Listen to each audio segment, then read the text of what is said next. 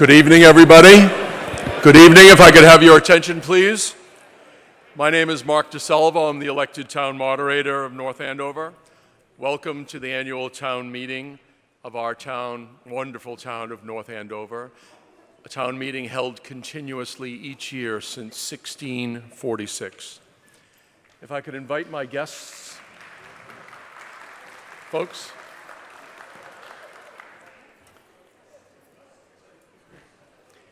Each year, I try to highlight a contributing and important stitch in the fabric of our community. And for the first time in the memory of our community, my institutional memory in any case, we had a total turnover, whether by volunteer or election, of the two principal elected offices in our community as boards, the Board of Selectmen and the School Committee.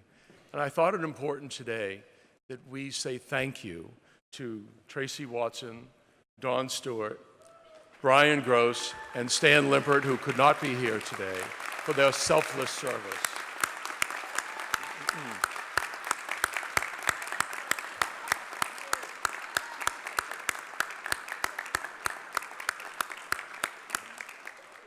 Usually they're recognized with the title and speaking from a microphone like this.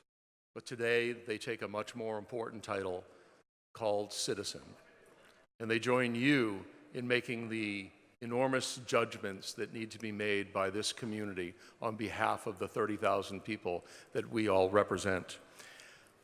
They represent over 50 years of elected office between them, but more importantly, thousands of hours of selfless volunteer time, and most importantly, as citizens, more and more years, countless more years than that, in volunteer capacity, as so many of you in this audience do.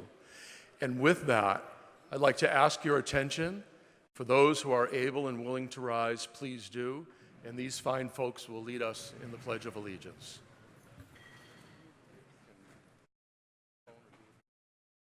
Pledge allegiance to the flag of the United States of America, and to the republic for which it stands, one nation, under God, indivisible, with liberty and justice for all. Thank you all, and thank you.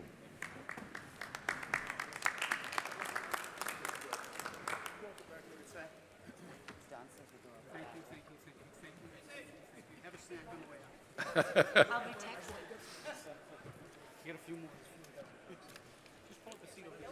For those of you who are interested, and I'd like your complete attention, please.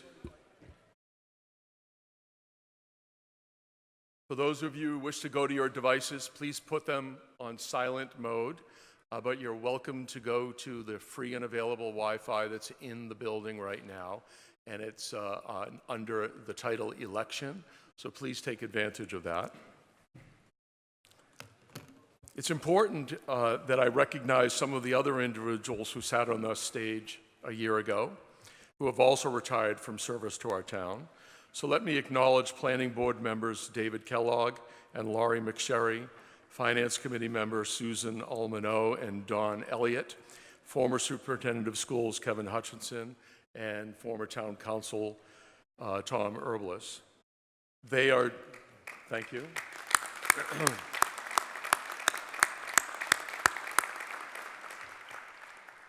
Joining us on this stage for the first time in new seats are Board of Selectmen members Regina Keene and Chris Nobley, who have swapped from one side of the stage to another.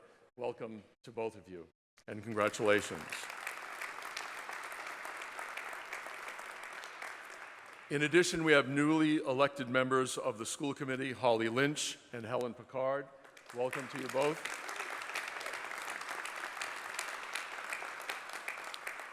As well, two of my new appointments to the Finance Committee, one of the hardest working committees in the community. Of course, if I try to recruit you for that job, I won't tell you that it works that hard. But in any case, they are Divya Bhatnagar and Sasha Weinrich. Welcome, both of you. Thank you. And lastly, a bit of history. Joining us as our first ever full-time town council, Suzanne Egan. Welcome, Suzanne.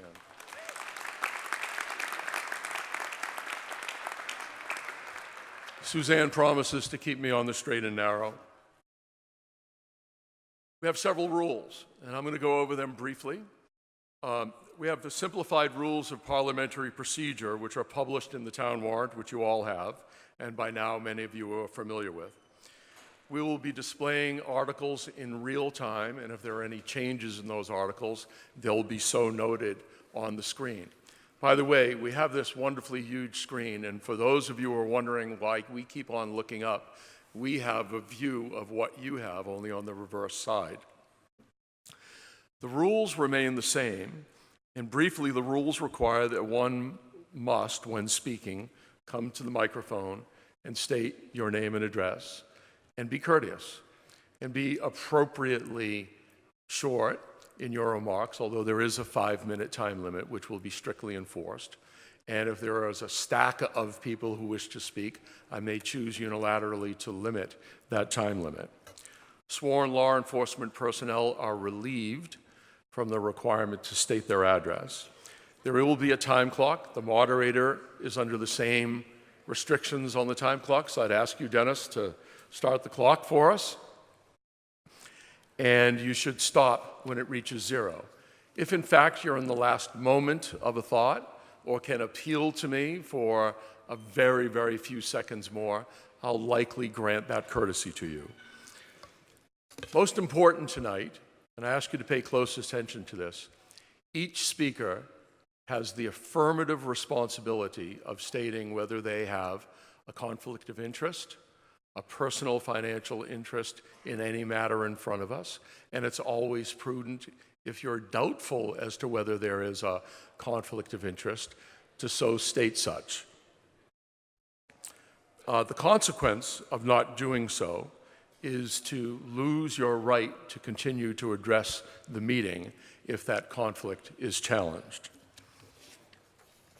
All town employees and elected and appointed officials must disclose the same when initially speaking, whether or not they are speaking in an official capacity or speaking as individuals. Speaking of the stage, there's a chart that shows our stage directory. There we are. And those people who are on the stage who will be speaking will introduce themselves at that moment in time. Continuing our innovations of past years, we've expanded the initiative from last year. For those of us who are watching on television and or live stream, you can email in a question or text in a question, and there'll be a crawl on the television broadcast with that information. But most importantly, all power is in this room.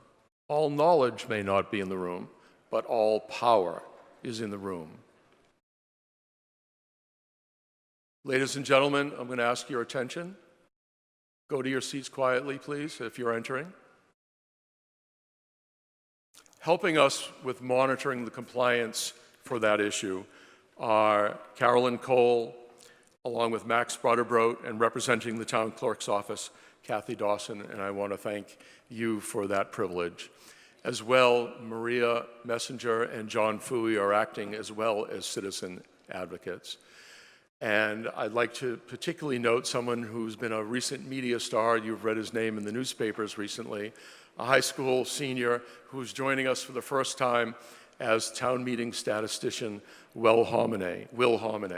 And to all of you, thank you for your participation.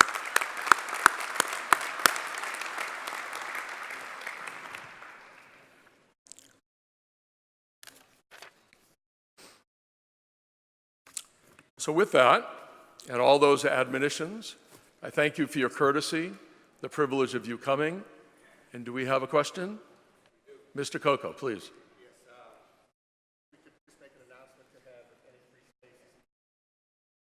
Yes, we'll make that announcement. I'll repeat, Mr. Coco.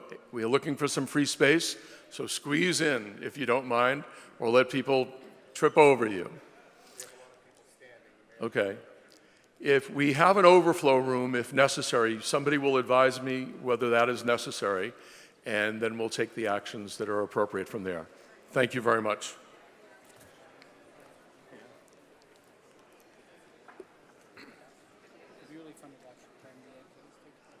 Ladies and gentlemen, I'm truly going to beg your courtesy in being quiet as you move to your seats.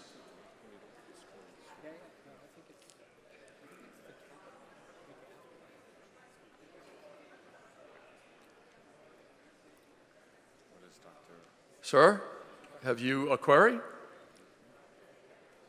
Yes, Mr. Moderator, this is Frank McMillan, 143 Carterfield Road, also a member of the Board of Health, speaking on my own behalf and not as a member of the Board of Health.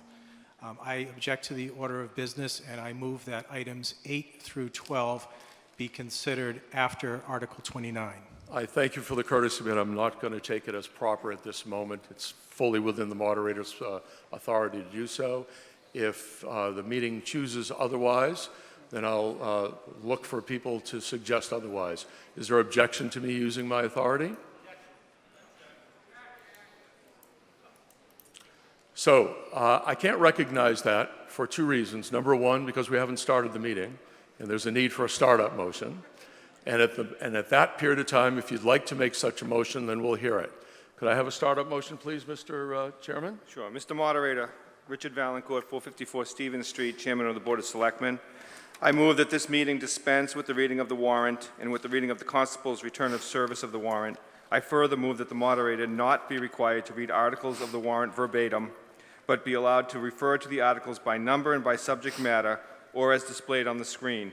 And further, that the amendments need not be read, but are to be voted upon as displayed or otherwise provided in print to the voters in attendance. Second. There's a motion made and seconded. Is there any discussion? All those in favor of the motion say aye. Aye. Those opposed say no. Sir.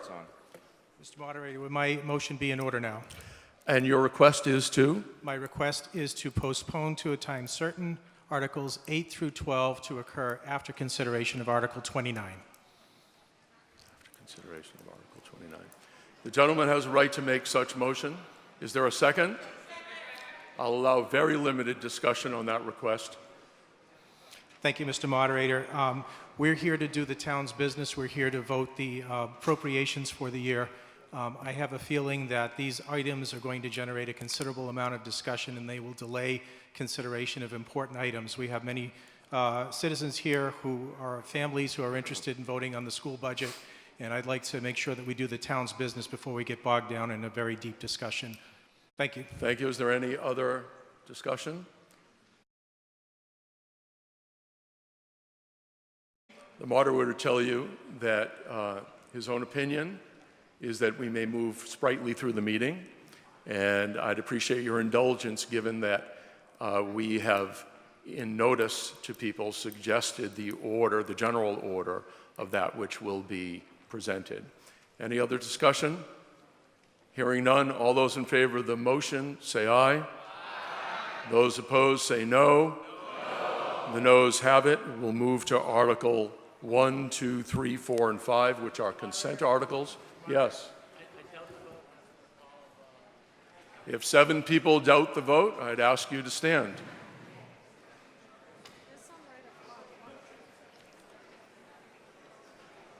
I don't see 7 people. Okay, I see 7 people. Thank you. So we're going to have a hand count.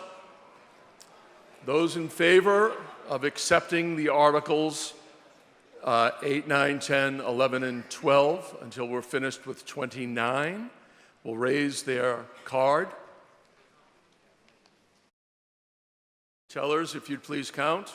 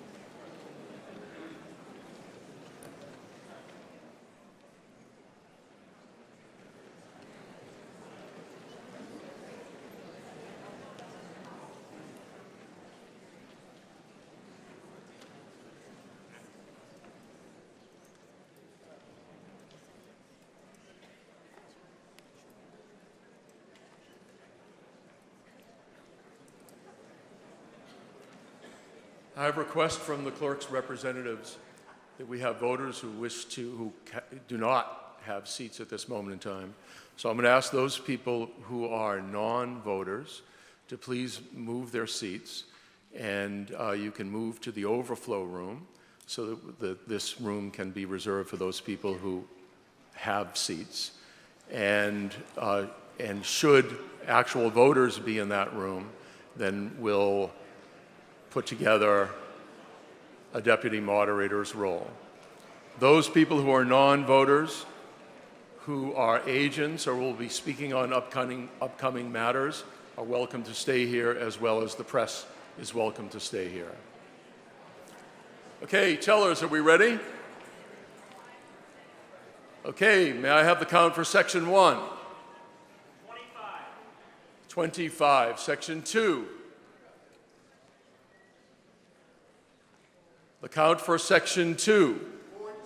14. Section 3. 27.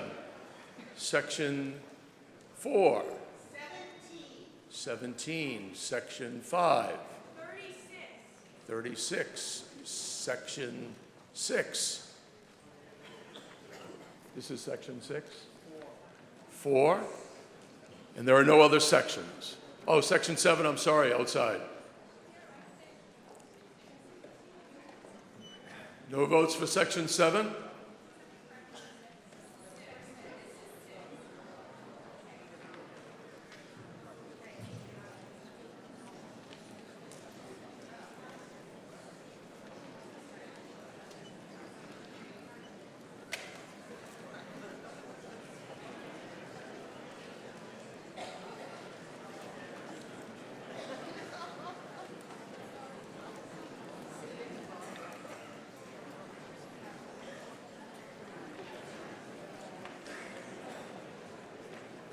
We're in the midst of a count. So in the affirmative, we have an account. Those who are voting no, please raise your card.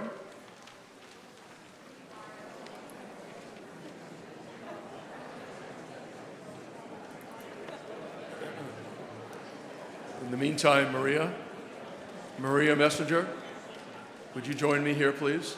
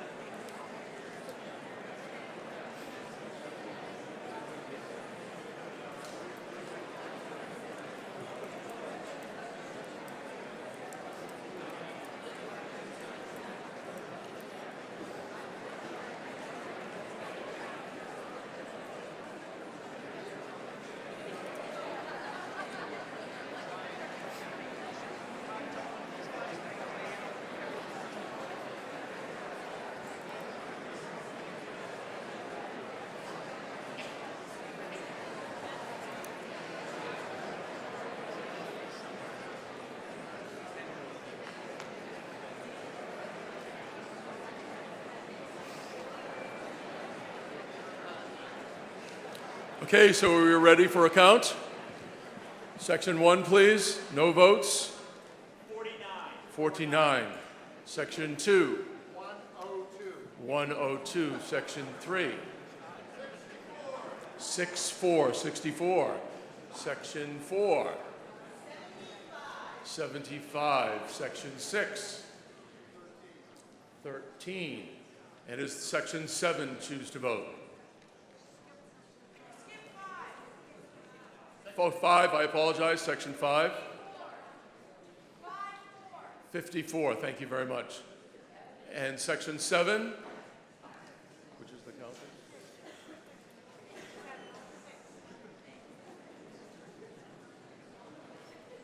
Yes, but there's section 7. Okay, and section 6 is 13, that's all the vote. The vote loses 357 to 123. We'll go to the regular order of business. Prior to the regular order, we have set up in the cafeteria an overflow room. With your acquiescence, I'm going to ask you to allow me to appoint Maria Messenger as the deputy moderator. Is there objection? Hearing none, Maria is the deputy moderator. That room is set up for sound and sight. However, those people who are in that room who wish to speak on an article are going to have to come to this room to do so. Ladies and gentlemen, please, your attention will be to this microphone, or I'll ask you to be escorted from the room.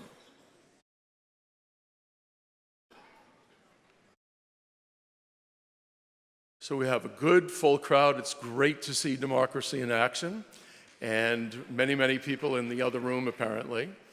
That section will have its own separate count, has its own tellers. It's set up right now. But again, those people in that room who are watching us all live on the television monitors that are in that room, they have exactly the same setup that we have here, will have to come to this room to speak. If we take a voice or a hand-counted vote, both of these rooms will be locked down. You may not enter or exit during that vote until the pendency of that vote's been announced. Do we understand the rules? Okay.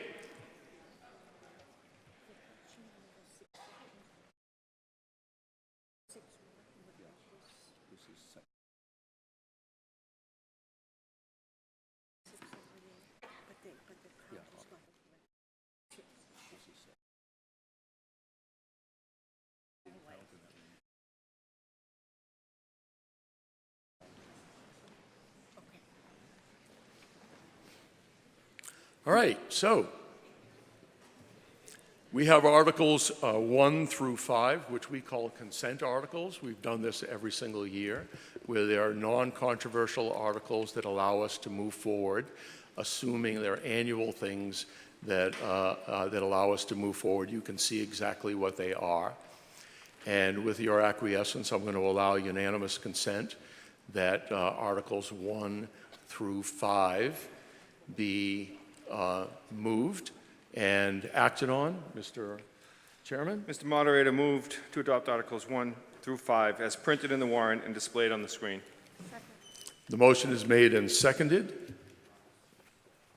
Hearing no discussion, all those in favor say aye. Aye. Those opposed, it's a unanimous vote. Thank you. We're going to move to Article 6.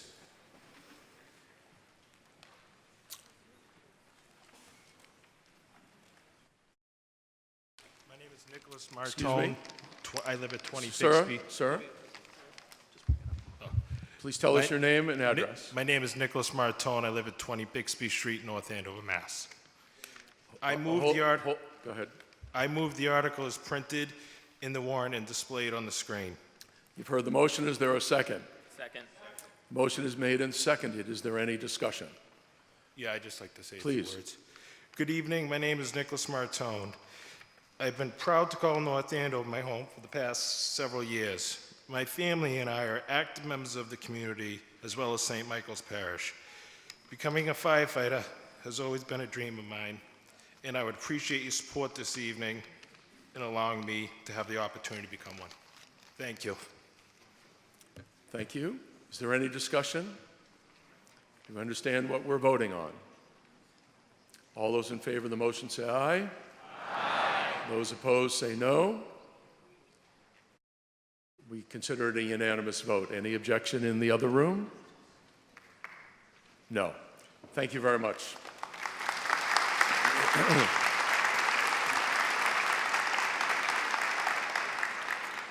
Article 7.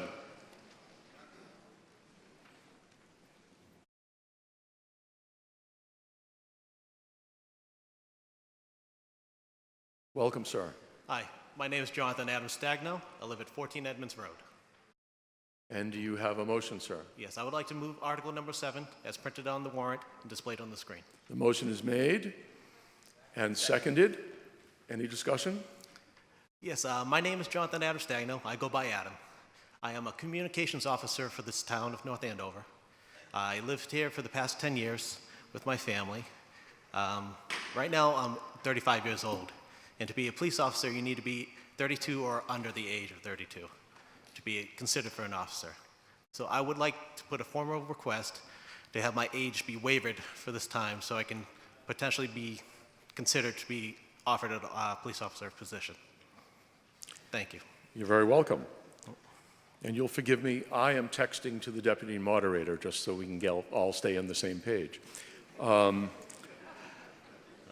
Is there any discussion of the gentleman's motion? Hearing none, all those in favor of the motion say aye. Aye. Those opposed? It is a unanimous vote. Thank you very, very much.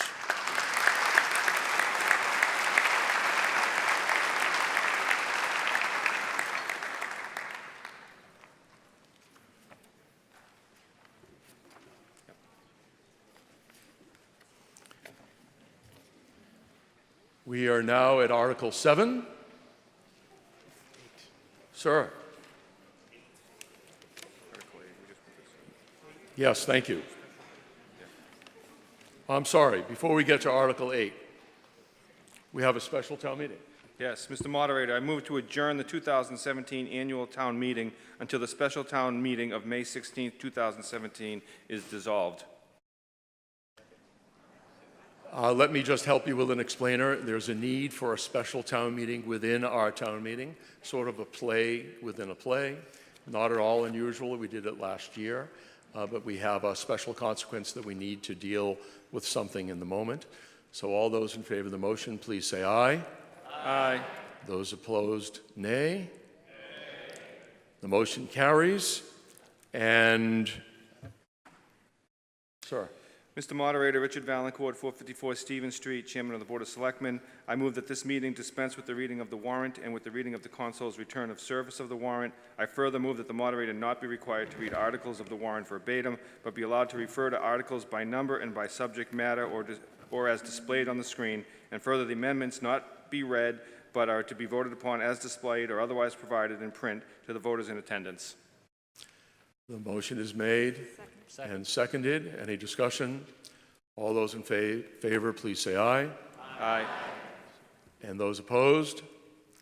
We'll consider it a unanimous vote. Mr. Moderator, David Teresi, Chairman of the School Committee. I move to adopt Article 1 as printed in the warrant and is displayed on the screen. Second. The motion is made and seconded.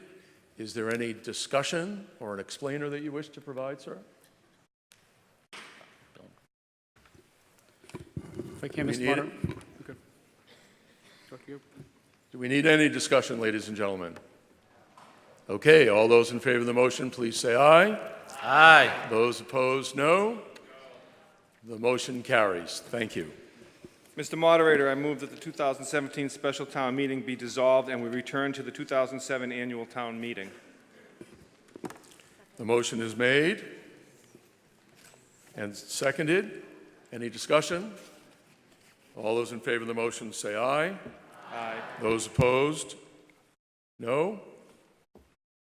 We'll consider the motion unanimous. Now we'll move back into session on Article 8.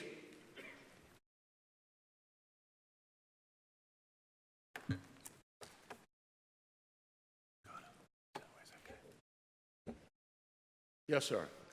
Gene Sarganese, 105 Bonnie Lane. I would like to move Article 8 as amended and displayed on the screen. The motion is made. Is there a second? The motion is made and seconded. Would the gentleman care to discuss the article? Yes, I would. Thank Thank you. you. Just a few words. The article before you is a request for support from North Andover to remove big money from politics. This impacts really both sides of the aisle and impacts everyone in politics. I'm not asking you to approve any specific legislation, but I'm really asking for North Andover to stand behind some principles and ask our representatives, both state and federal, to push forward along the lines of attempting to remove big money from politics. If you'll let me explain on the chart that's above very, very quickly, this is the job description of many of our representatives who spend between 30 and 70% of their time really raising money to be elected, and it is necessary. 91% of the time, the one with the most money gets elected, and that certainly makes the money aspect of it incredibly important. It's also important to recognize that 2/3 of the money that is contributed is actually only contributed by 0.2% of the American population. And in reality, that does buy and creates a bias in our political system. So, we really need to do something about this. If you go to the next page, please. And the actual fact is this corruption or the movement of money for favor is actually legal in our political system in the United States. And unfortunately, it favors the few instead of the many. So if you go to the next page, well, stay on this page, please. You got a little bit ahead of me, but that's just fine. What does corruption look like? If you look at this page, it represents a cycle that's inherent in the political system that we have today. There are special interests, and it's perfectly reasonable, and I shouldn't say reasonable, but perfectly legal for them to fund lobbyists. Those lobbyists, in turn, fund campaigns. They draft legislation. They lobby. They provide jobs for politicians who leave office. And in turn, laws are passed. Quite often, those laws favor the lobbyist and in turn, the special interest. And again, this concept of money, sort of follow the money, it does lead to some favoritism and certainly some benefits to those who are providing it. Next slide, please. The concept really is to ask our politicians to help us pass laws which essentially would make this type of corruption illegal. If you go to the next page, please.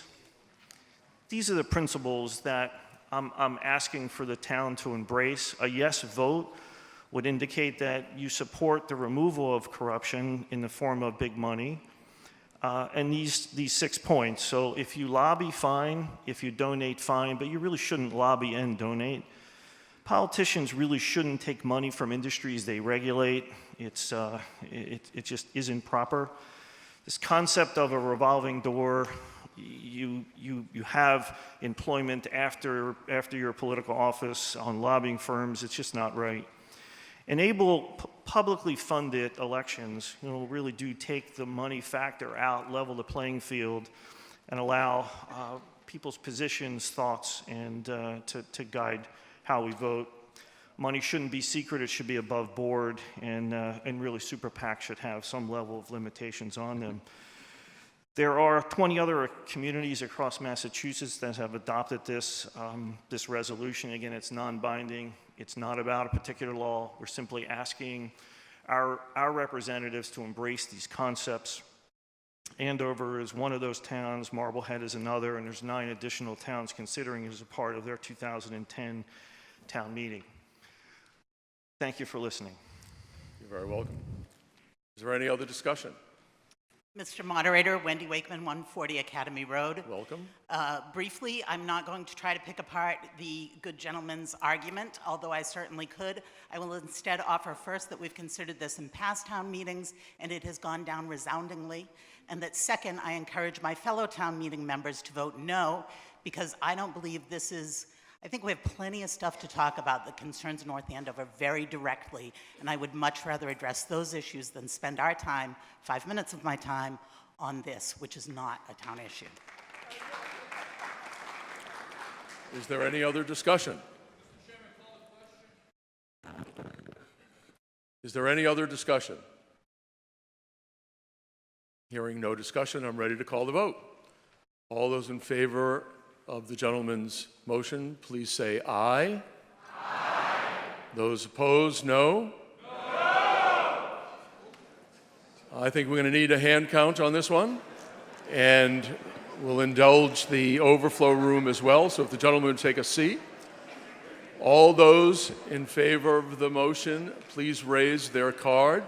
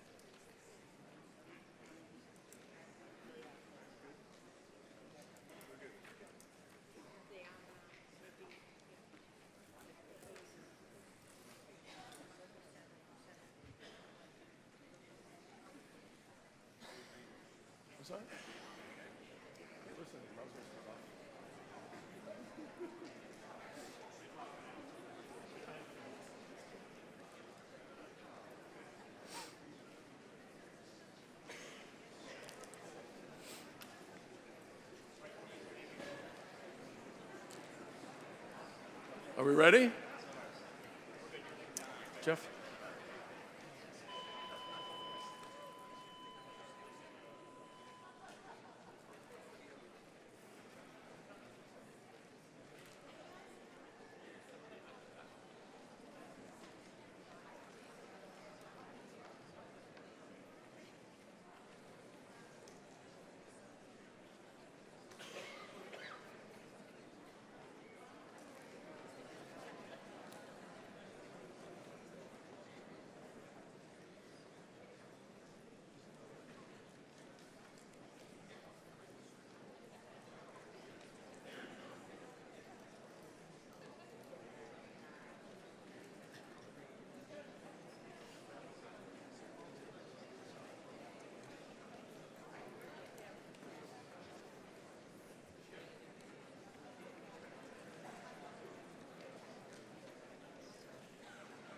Okay, boys and girls, we're ready to hear the count. All those, check that. Section 1, I apologize. The aye votes. 5-7, 57. Section 2. 99. Section 3. 73. Section 4. 61. Section 5. 81. Section 6. 10. Section 7. 89. Section 8, the lobby. No votes. And Section 9, which is the overflow room.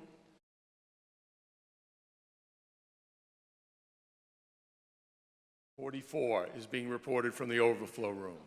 Those not in favor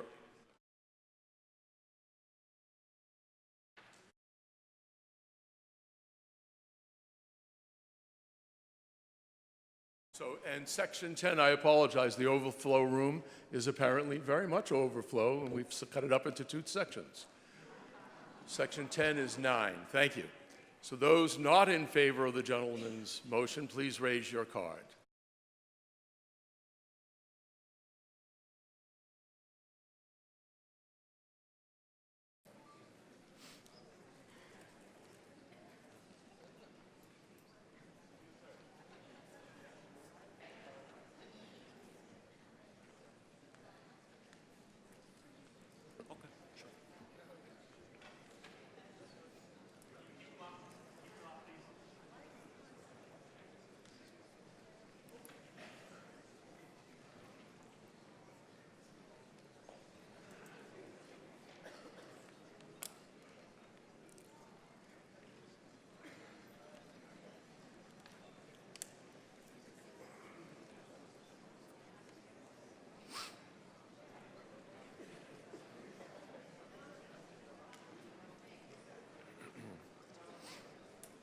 Are we ready? We're still counting. No.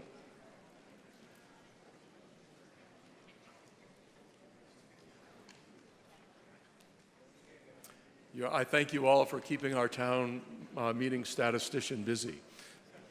He's keeping track of the seconds that we spend on votes. Okay, Section 1. 21, Section 2. 29, Section 3. 27, Section 4. 27, Section 5. Bet that number. 28, Section 9. Section 7, excuse me. We're at 6. Section 6, I'm sorry, I'm looking at my notes. 7, thank you very much. Section 7. 25, 8, Section 8. The lobby, no votes. Now Section 9. Section 9 is 11. And Section 10. He's doing double duty. Section 10 is 5. Is 5. So the vote in favor was 523. The vote against, I'm sorry, is 180. So the motion carries.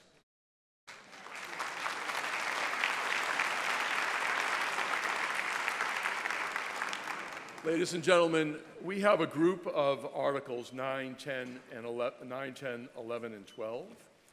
And for the benefit of clarity of the meeting, I'm going to suggest the following.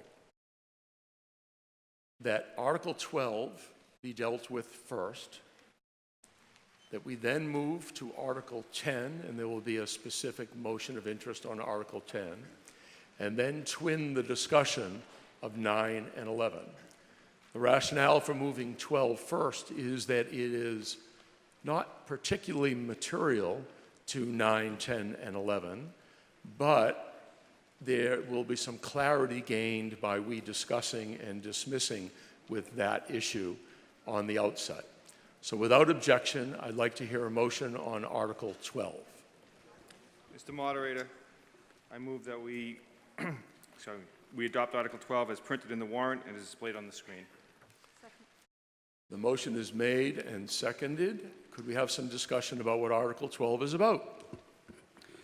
Mr. Moderator, members of the town meeting, I'm Andrew Mailer, Town Manager for the Town of North Andover. On behalf of the Board of Selectmen, we're requesting a zoning bylaw be amended to place a moratorium on locating recreational marijuana establishments and retailers in the Town of North Andover until June 30th, 2018.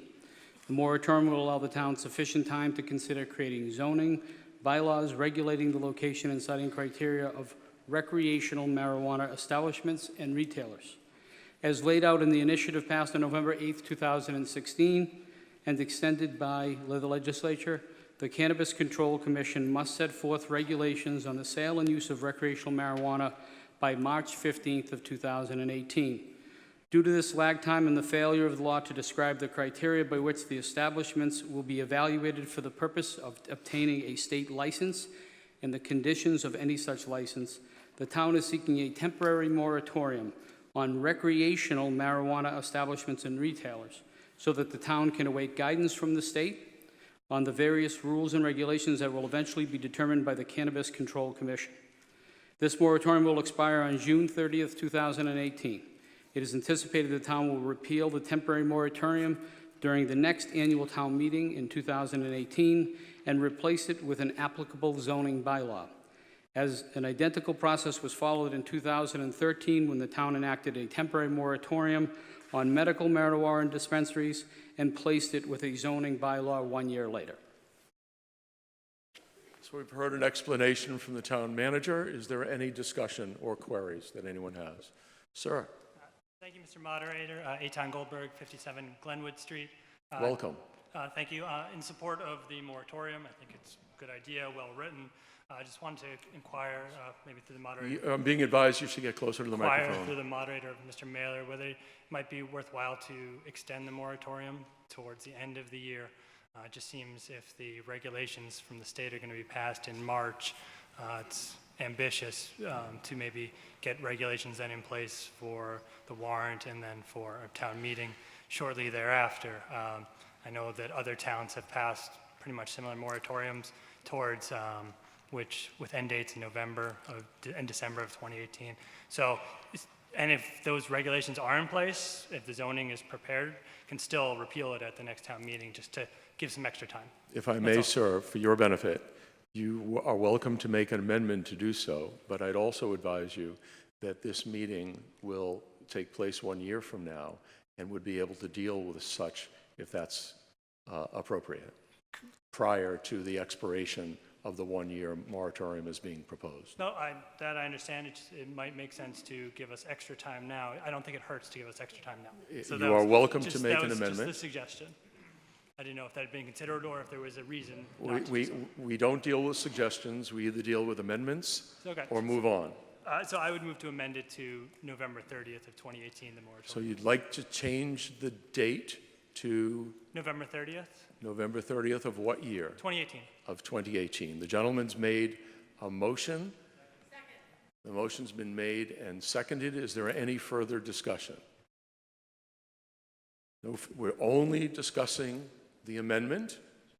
All those in favor of the gentleman's, seeing no discussion about the amendment, all those in favor of the motion say aye. Aye.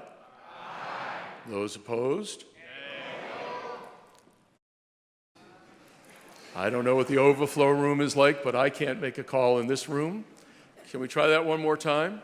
All those in favor of the gentleman's Mr. motion? Moderator, Yes. I'm sorry, if it helps for the purposes of conversation, although we do believe that we will be prepared for the May town meeting, and that is our one and only town meeting, we would have no opposition to a later date.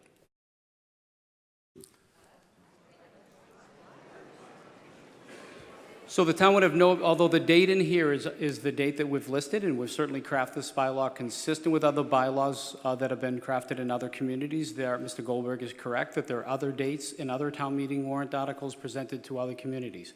We believe we can be ready for the next annual town meeting.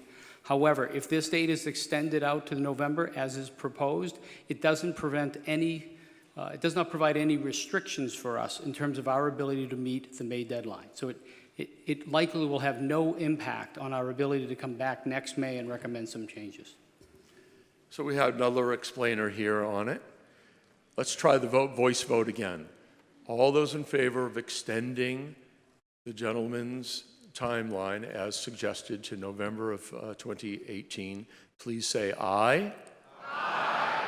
Those opposed, no. No. The ayes have it in this room. Maria, if you can report back.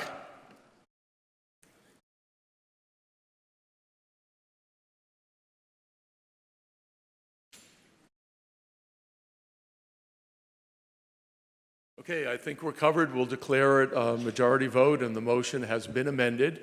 And now we're moving back to the specific question around the moratorium. Is there, sir? Michael Liss, 30 Leanne Drive. Forgive my ignorance here, but I don't quite understand what is the implication if this article fails. What happens to the zoning laws? I guess immediately or at some point in the future, near future. We'll see if somebody can answer that question. So without action as it relates to a moratorium, and should recall as it relates to this bylaw, it's specific to recreational marijuana. So that at this point, the expectation is that the state will roll out regulations sometime during the month of March. Currently, there are no regulations, and there is no process to be licensed to sell or otherwise participate in the recreational marijuana industry or business. If for some reason those regulations get rolled out and they start issuing licenses, then there's a questions get raised as to what the town's role would be. We have no zoning in place for recreational marijuana. We have no rules and regulations for recreational marijuana. And therefore, it's that uncertainty of what happens after the Commonwealth issues its regulations and starts issuing licenses that is causing us to request that there be a moratorium until we have time to evaluate those regulations when they come out in March and what the processes will be, and therefore, with the help of the planning board and other policy leaders, come up with a plan to make sure that we can advise town meeting on the options associated with locating recreational marijuana facilities in the community. More queries? Hello. Good evening. I'm Caroline Cole, and I'm with the League of Women Voters here in North Andover, and I'm asking a question that has come in from one of our television viewers, Joan Anderson, 39 Chickachick Road. She wants to understand more clearly what this temporary moratorium would have, what impact it would have on the medical marijuana facility. Thank you for the question. Perhaps we have an answer. It would have no impact on the medical marijuana industry or any businesses which applied under the medical marijuana provisions that are already been passed in 2012 through statewide ballot and would be cited in the community. This only relates to recreational marijuana facilities and not medical marijuana facilities. It would have no impact on those. Mr. Moderator, John Simons, Chairman of the Planning Board. I'd like to add to that, because this is an important consideration as we look at both articles, both this one and the ones that come up. This moratorium will not impact Articles 9 and 11. If we approve Articles 9 and 11 for, even though they say medical marijuana, the applicant will have the right to use that facility for recreational marijuana as well. So it's important to know that this is limited in terms of its impact. It's only on separate proposals that have not come on the table yet. Thank you. Are we ready?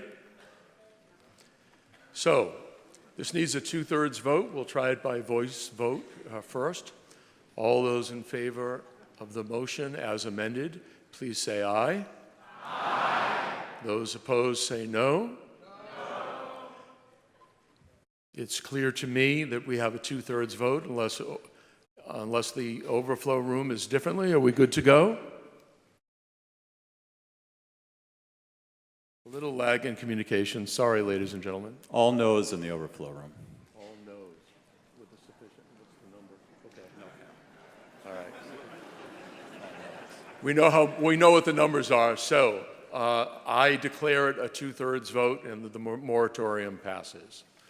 Does anyone object or doubt my vote? It is the moderator's privilege to do exactly that.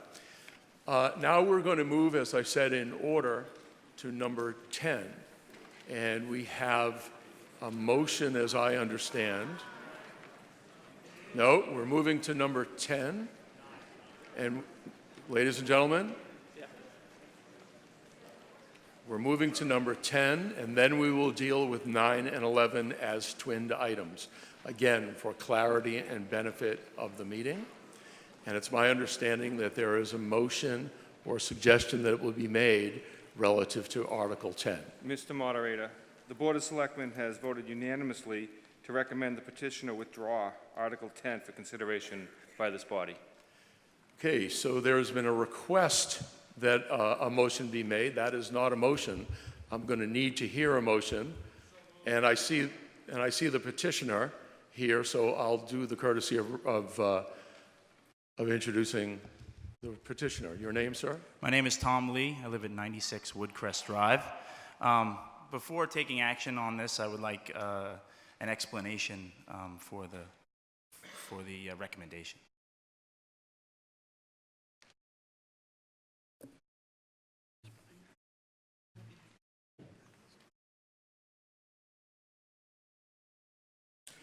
Sir, I would prefer that there be a motion from you or any other party, and then I'll allow an explainer. I will let you know that a motion to withdraw is not debatable, but I will allow it to be explained.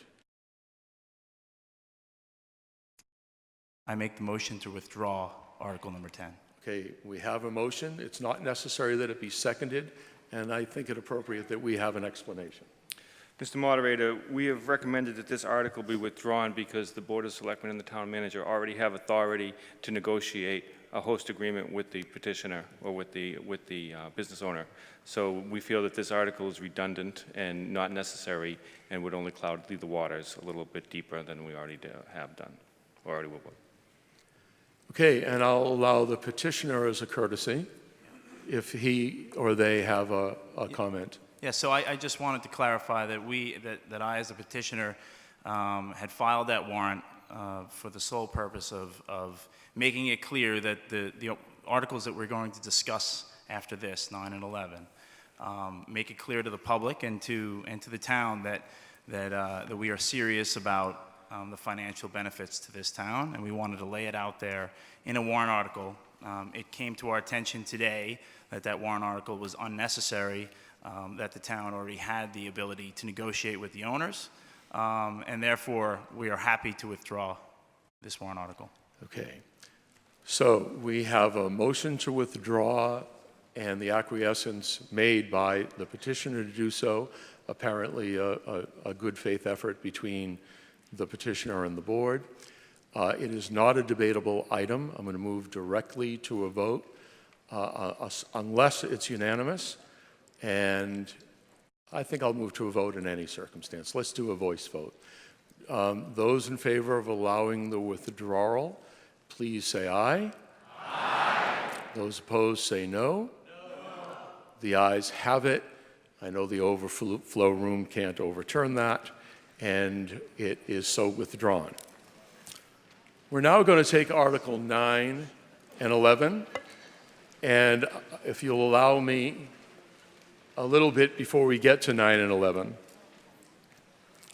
It has been the tradition and past practice of this community to allow those who can help inform the discussion to do so, whether or not they live in our community or not. And it's my intent to allow that to continue. However, they will have to so identify themselves and note whether or not there is a conflict or personal financial interest in doing so.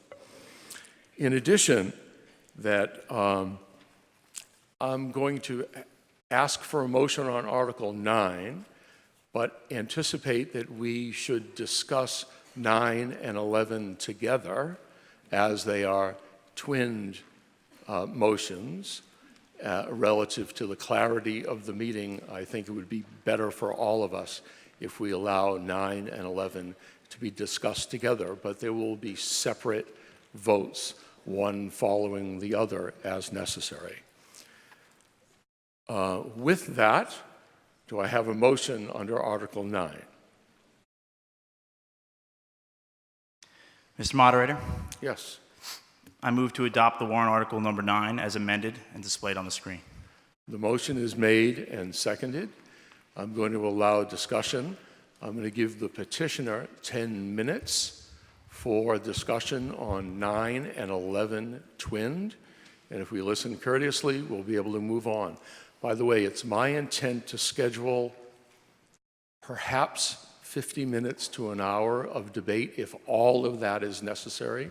If not, then we'll not use that time, quite obviously. Sir. My name is Tom Lee. I live at 96 Woodcrest Drive, and I filed the citizen petitions for warrants 9 and 11. I'm a senior partner at Agency 451 in Boston, and I'm a paid representative of the owners of 1600 Osgood Street.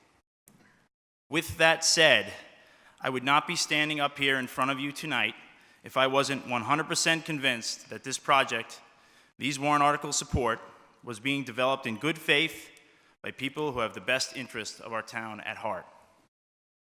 I have lived in North Andover for 15 years with my wife, Krista, and we are happy to raise our 3 girls here.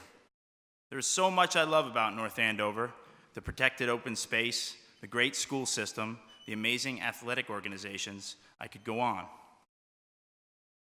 But I must tell you, as someone who grew up in a hardworking neighborhood in New York City, the thing that has always made me feel at home here in North Andover is the character of this community. It is a community rooted in hard work, and that is reflected in the people who live here. The project we're discussing tonight involves a property where many of you, your parents, even your grandparents, made their living. First, making coils for telephones for Western Electric, and finally, manufacturing fiber optic networking equipment for Lucent Technologies. 1600 Osgood Street is a unique manufacturing facility that at one time employed 12,000 people, many of them North Andover residents. But the industries this building once supported have all moved their manufacturing overseas,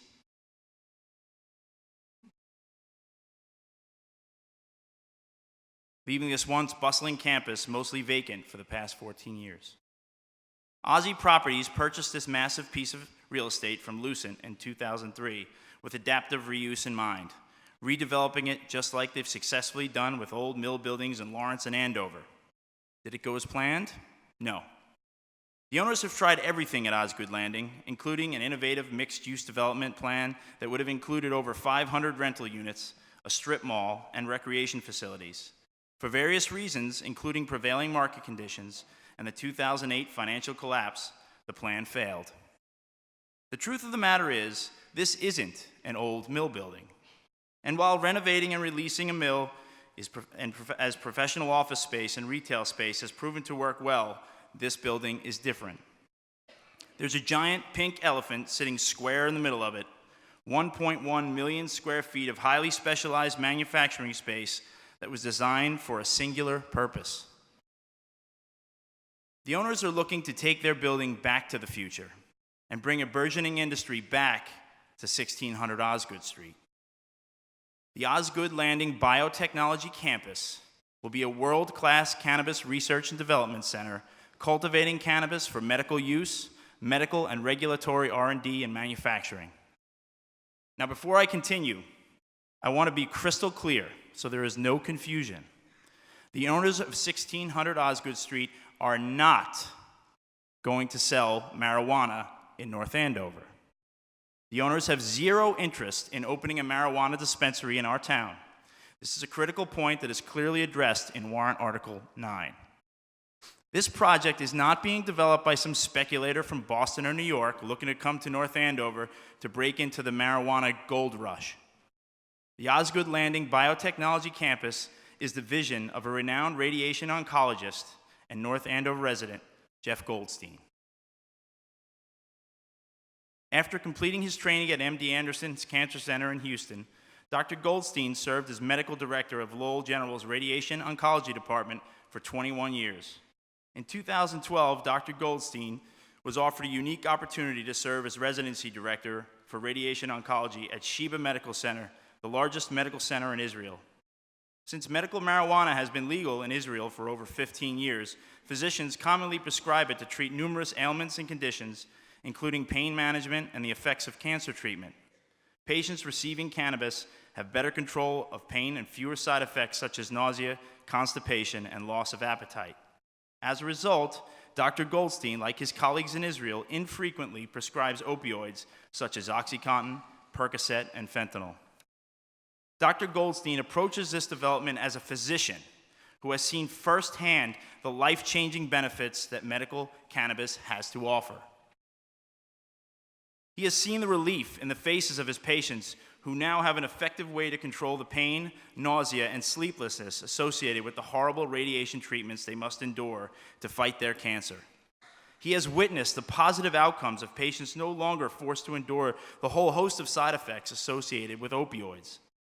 Scientists at the National Institutes of Health believe the compounds found in the cannabis plant could alleviate dozens of illnesses, including schizophrenia, diabetes, Crohn's disease, graft versus host disease, multiple sclerosis, and cancer, among others. The federal government has actually been funding cannabis research overseas for decades and just recently issued an RFP to expand cannabis research and development in the United States. Dr. Goldstein wants to build a world-class research and development center here in North Andover that is committed to cultivating and researching the cannabis plant. The Osgood Landing Biotechnology Campus will include companies from across the globe, companies like Dutch horticultural leader Hoeken, which will focus on horticultural innovation, Harvard Medical School and Dana-Farber Cancer Institute, in collaboration with Technion Israel Institute of Technology. Together, they will focus on medical research and development and the manufacturing of pharmaceutical products from cannabis compounds.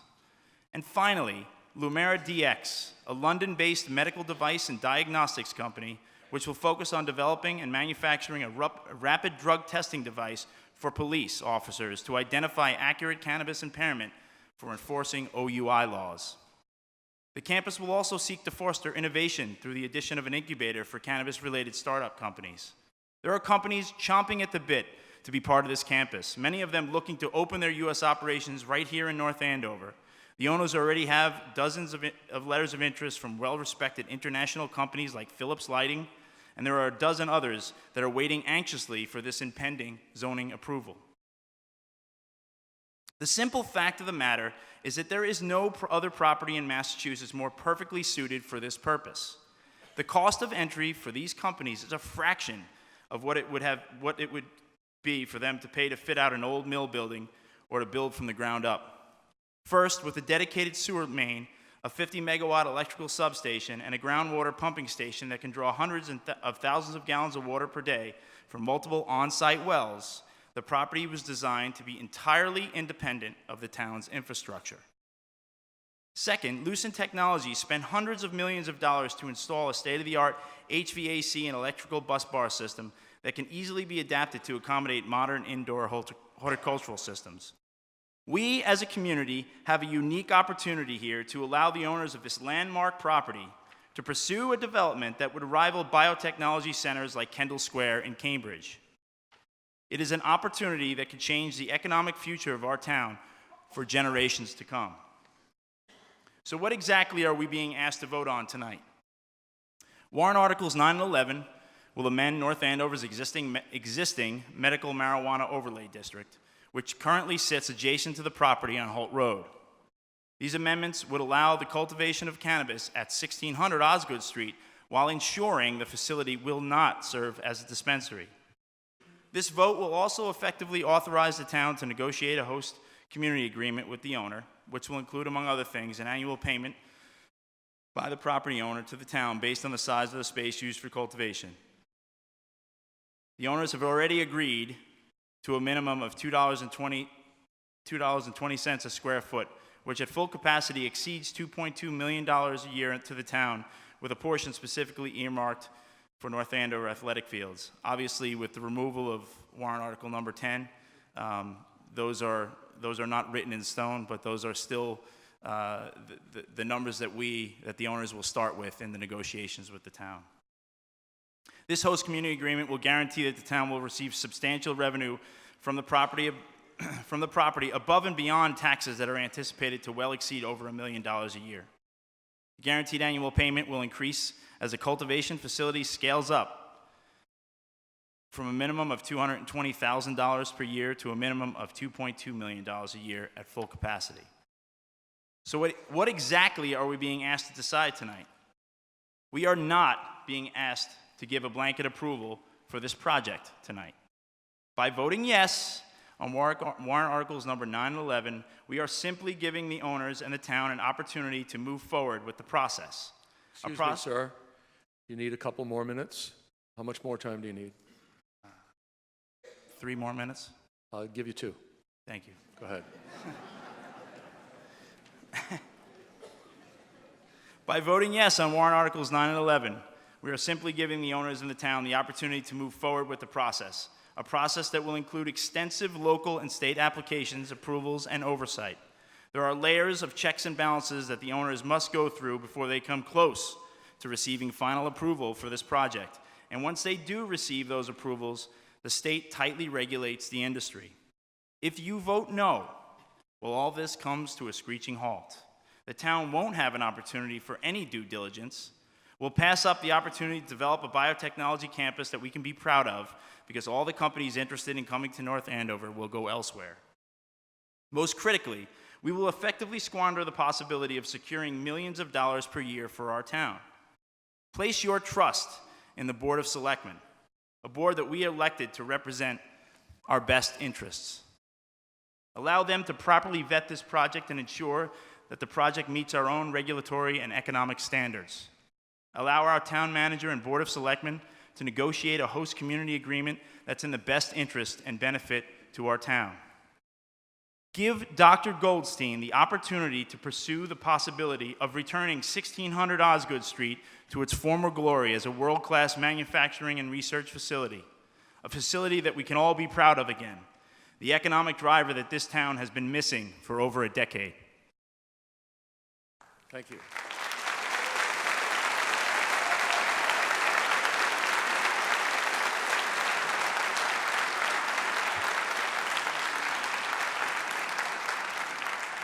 Ladies and gentlemen, this is a zoning article, and as such, town meeting is asked for the recommendation of the Planning Board and the Board of Selectmen. So I'm going to turn first to the Planning Board and ask just your recommendation, no explanation at the moment, sir.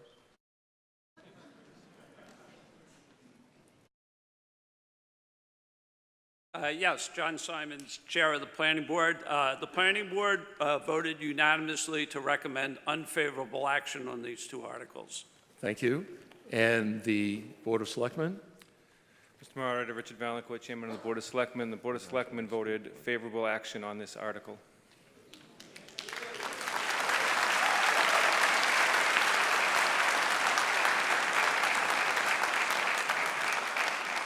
At this time, I think I'm going to allow the zoning board up to 5 minutes to tell us their opinion, then allow the Board of Selectmen that same courtesy, and then we'll move to any questions in the audience. Okay?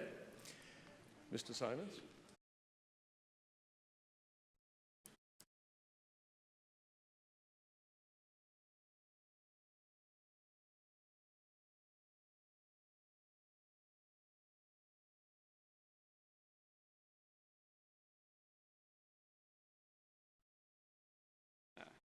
Good evening. John Simons, Chair of the Planning Board.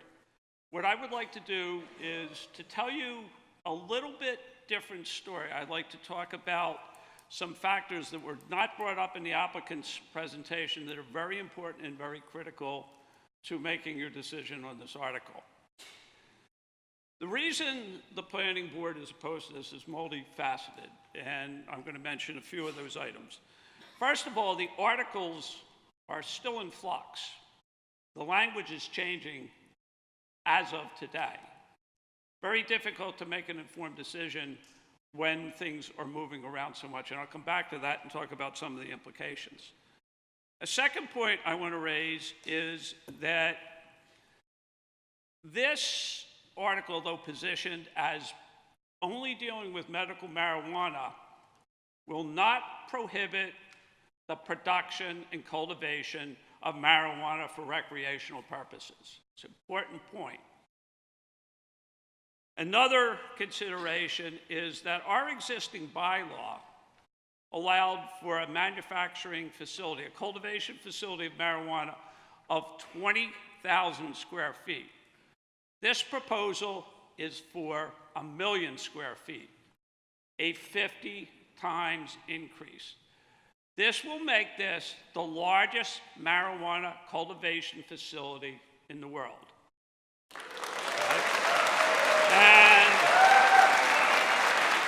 And live with all the consequences. Now, the other thing that you should be aware of related to this is that there's absolutely no requirement to put any research and development on this property at all.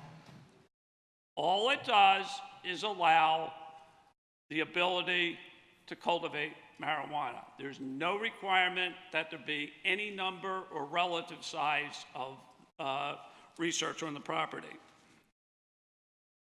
Typically, when the planning board receives an article that has a major, profound impact on what is going on in the town, we have an opportunity to study the issue. We spend a year doing it.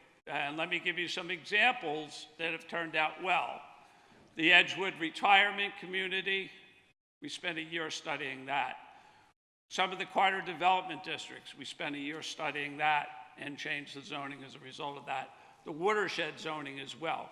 In this case, the applicant came to us at the very end of the town meeting process, and we did not have the opportunity to go through and look at this in great detail. And we're concerned, the applicant said this is the beginning of the process, but this is the most critical step, because at this point, the amount of scrutiny, if this is passed, that the planning board has, is we don't really have the ability to prohibit anything. We can just attach conditions to it. So if it does not turn out as we initially anticipated, there's nothing really that we can do.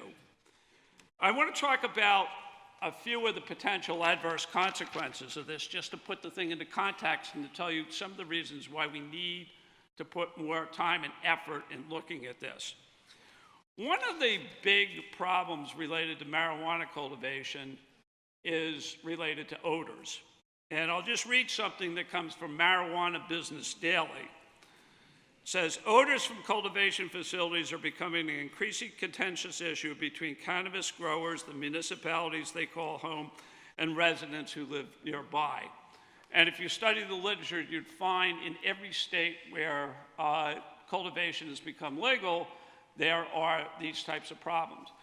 We want to study this a little bit more. We want to research this a little bit more. It's not ready yet. We're concerned about the consequences. If for the people who were here during the time when the GLSD was put in place, there were smell problems for 15 years. We want to try to avoid that in this case. The financial benefits that we think are associated with this are grossly overstated. They're going to come much later than people anticipate. They're not going to come in day one, and they may come many years into the future. There's other issues that have not been fully vetted related to water. Now, the applicant talked about that a little bit, but we have some serious concern on the planning side about the carrying capacity and the requirements Mr. for water. Simons, do you need a little bit 30 more seconds. time? 30 seconds. Be my guest. Yeah. So we believe, while the idea has merit, we would have much preferred that the applicant work with the planning board, design a measured incremental approach, rather than to go directly to 1 million square feet and not have the ability to change from that. We would rather it start small and be studied in a little bit more depth. So we're very concerned that the consequences of this must be much greater and much worse than we thought. Thank you. Thank you, sir.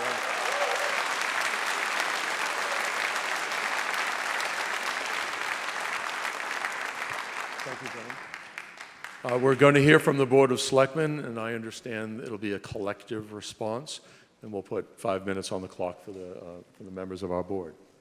So I'll begin. So first, let me say it was not a unanimous vote by the Board of Selectmen. It was a split vote, 3-2. I was one of the dissenting, and I'd like to just state my position why.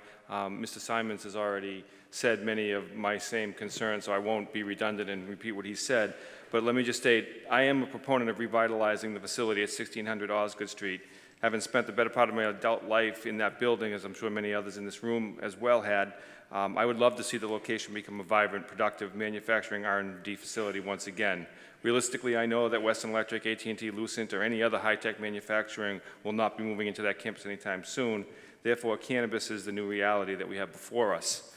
My concern, however, is that this article has not been through the due diligence it requires. And again, I don't mean to repeat what Mr. Simon said, so I'll try to be brief. The due diligence required to get through the planning process and the planning board process. Such things as hiring a peer review to understand what the effects are and what the ramifications are of a facility that size in this town would be.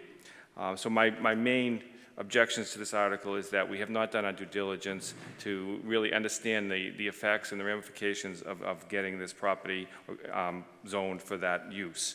I feel the project and property at 1600 Osgood Street is far too important and potentially transformational to this town to vote favorable without due diligence to be conducted.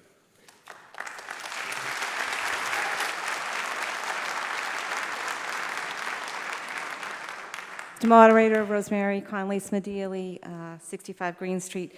I am also the other no vote, and as my previous speakers addressed, my feelings are pretty much in sync with theirs. A couple of things that were particularly troubling. Once this passes for a state-of-the-art medical marijuana facility, they, within a short period of time, go right to go, and they could be actually a recreational facility. We really don't know what percentage is really going to be medical marijuana research and development.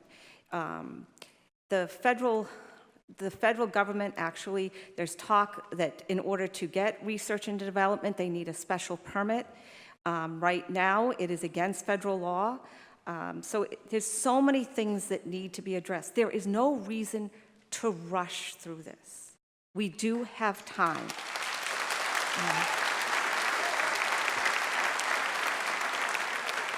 I think, and I'm certainly not suggesting that the applicant sent this out to deceive the people of North Andover, but as John Simon said, we will not be getting $3.5 million for years. It's only if it's fully outfitted. I mean, it's the proportion of money that we get from hopefully a well-negotiated host community agreement is nowhere near that amount of money. So I'm concerned that people see $3.5 million and think that we're going to get this high-tech medical research facility.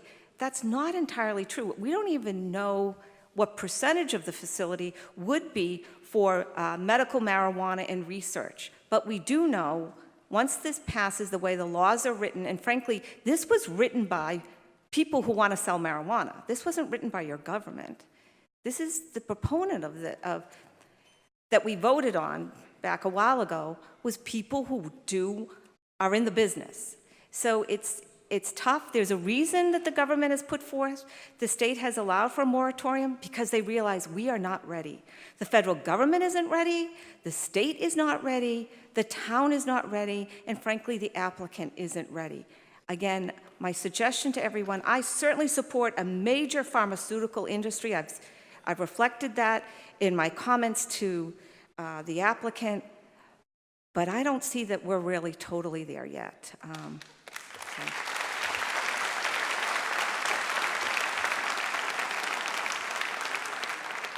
Excuse me. As a matter of fairness, I think we'll put 5 minutes on the clock so that the proponents on the Board of Selectmen side can have some fair time. Go right ahead. Mr. Moderator, Regina Keene of 412 Massachusetts Avenue. I voted favorable action on this article.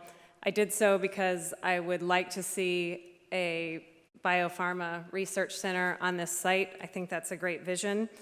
I completely respect and understand the position of the chairman of the planning board and my colleagues regarding the need to do due diligence on this process.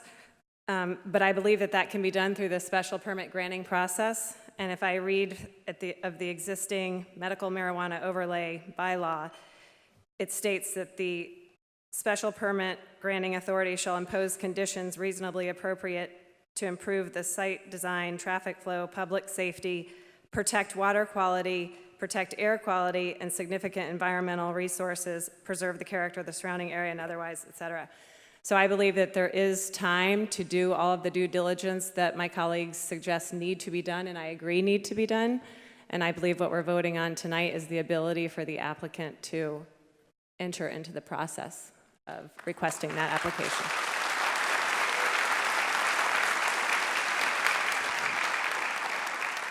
Mr. Moderator, Phil DiCollegiero, member of the Board of Selectmen, 75 Meadow Lane. I also voted to support this article.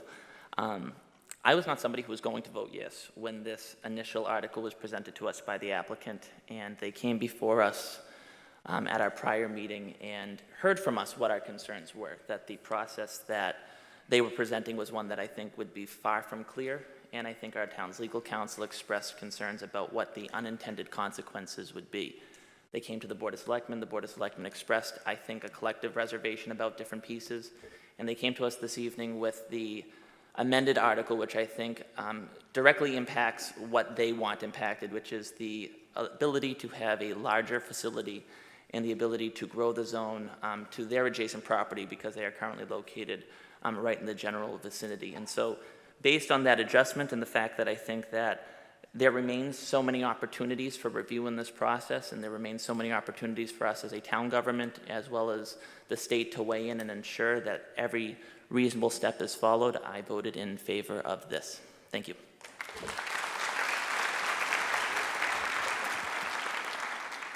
Chris Nobley, 317 Hillside Road, and I voted in favor for favorable action on this. And as Selectman Keene and DiCollegiero have stated, I'm absolutely in tune with where they're coming from. This is a beginning of a process, and I have faith in the process and the steps involved here. And most simply, I want the discussion to be educated, and I think there's been a lot of work and response on that. And to me, it really comes down to this. We're not approving a business tonight. We're not approving them to do anything but to show up at the ballpark, to get dressed for the game. We don't know whether or not they're going to be successful, let alone win in that business. But this is a community that was founded on farming, which means taking a chance, not knowing what the conditions are, and dealing with what comes. And this is really an opportunity for us to channel that. And I see many reasons for us to give this an opportunity because there are these safeguards, that have gone through the process and that I see going forward. Thank you.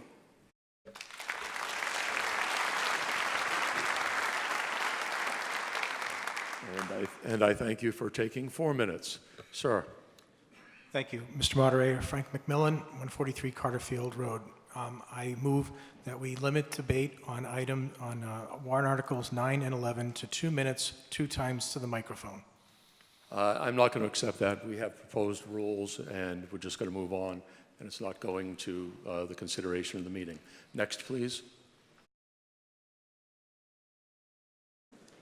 Good evening. My name is Kathleen Siska, and I live at 201 Osgood Street. Just for the record, I'm against this.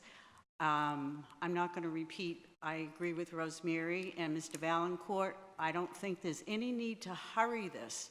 Once you start down the slippery slope, it's hard to go back. I think it has. I see no reason why we have to hurry it. I mean, why can't we do more due diligence to see that this will in fact be good for our community? As I said, I'm not going to repeat the reasons that I am against it because they would mirror Rosemary and Mr. Valancourt, but I do have one question that I think we all should think about. We had a drought this year.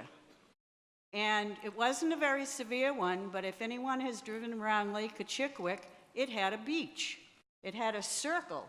I mean, I've lived here my whole life, and I think maybe twice in my 67 years have I seen a beach around Lake Kachikwick. My question is, what is going to be the water that's going to be required for this enormous facility? It's truly enormous. And I would just like people to consider that problem when you vote either for or against this. Thank you. Thank you. And the lady has asked a question, and I'll allow the petitioner a minute to answer it. Mr. Moderator, if I may, I'd like to call our Frank Lilly, our senior consultant from Golder Associates. He actually developed the environmental site plan for the project, and he can speak with on that. I will allow him a couple of minutes.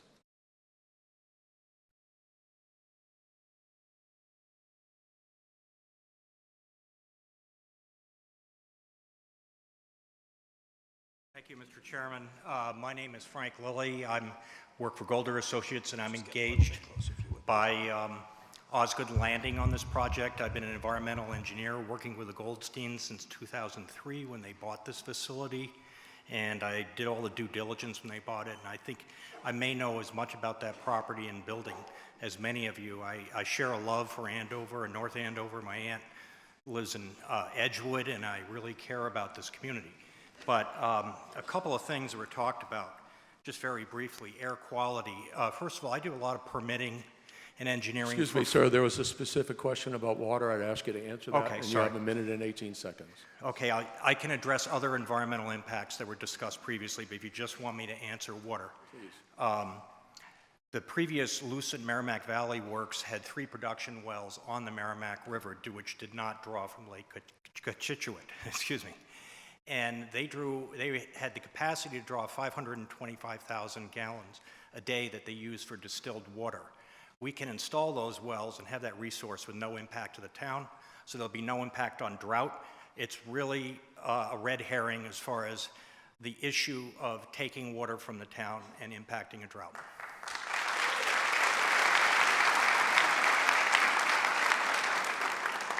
Sir. Thank you, Mr. Moderator. My name is Tom Licciardello. I live at 99 Middlesex Street.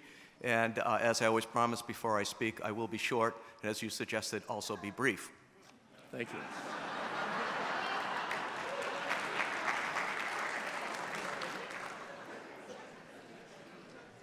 I spent 10 years as an educator here in North Andover, and then I served as selectman.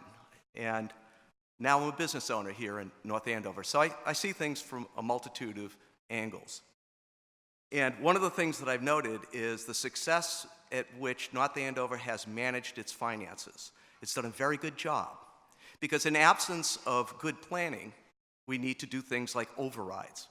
We haven't had an override in a dozen or so years. The first year I was a selectman, we had an override.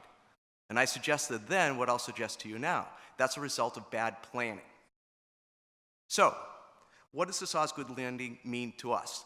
Well, as has been noted, when this building was at full capacity, we generated over $1 million of revenue from that facility. When that left, we now are getting $300,000 a year from that facility. So that $700,000 shortfall, ramp that up with inflation, there's a significant amount of money that we now, as taxpayers, have to fund. So that comes either from overrides or additional taxes. Now, the good news is that in Massachusetts, we've had a pretty healthy economy. So state aid to our town has also been pretty healthy. But this year, there's a $500 million shortfall. So I worry about the income that's going to come to our town. Secondly, there's a health care proposal that, God forbid, it passes. That means $1 billion a year to the state of Massachusetts. If you don't think that's going to impact the town of North Andover and its finances, then you're sadly mistaken. So what about this project? So the issue is due diligence and making sure that it's done correctly. Well, I was a selectman when we did the first overlay, the 40-hour overlay, and for a dozen years, these owners have been attempting to bring in businesses to fill out this business. Now, if you look at that building in the front, it looks like a beautiful office building, but that's not the piece that we have a problem with. It's that cavernous part in the middle, that 1 million+ square feet of empty space. It's manufacturing. We are not going to fill that with a dozen or 15 or 20 different businesses. It is manufacturing. And unfortunately, manufacturing in Massachusetts, manufacturing in New England is gone. It's gone away. It's overseas. This is a unique property. This fits the bill. And the problem with suggesting that let's do all of the research and all of the due diligence in advance before we get to the point where we say, yeah, okay, let's jump on the train and see if we can get it to the end of the track, and then we'll do the other due diligence. The problem is we don't have the luxury of that time. That business is looking for a home. That home should be North Andover. If we say no, that business will find a home, and it won't be North Andover. And frankly, I would love to have North Andover known as the biopharma center of the country doing great research, rather than the town that has a whole lot of trash plants.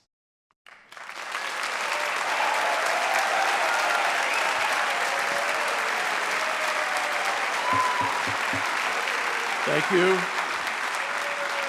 We'll pay attention to the gentleman at the microphone. Sir? Thank you, Mr. Moderator.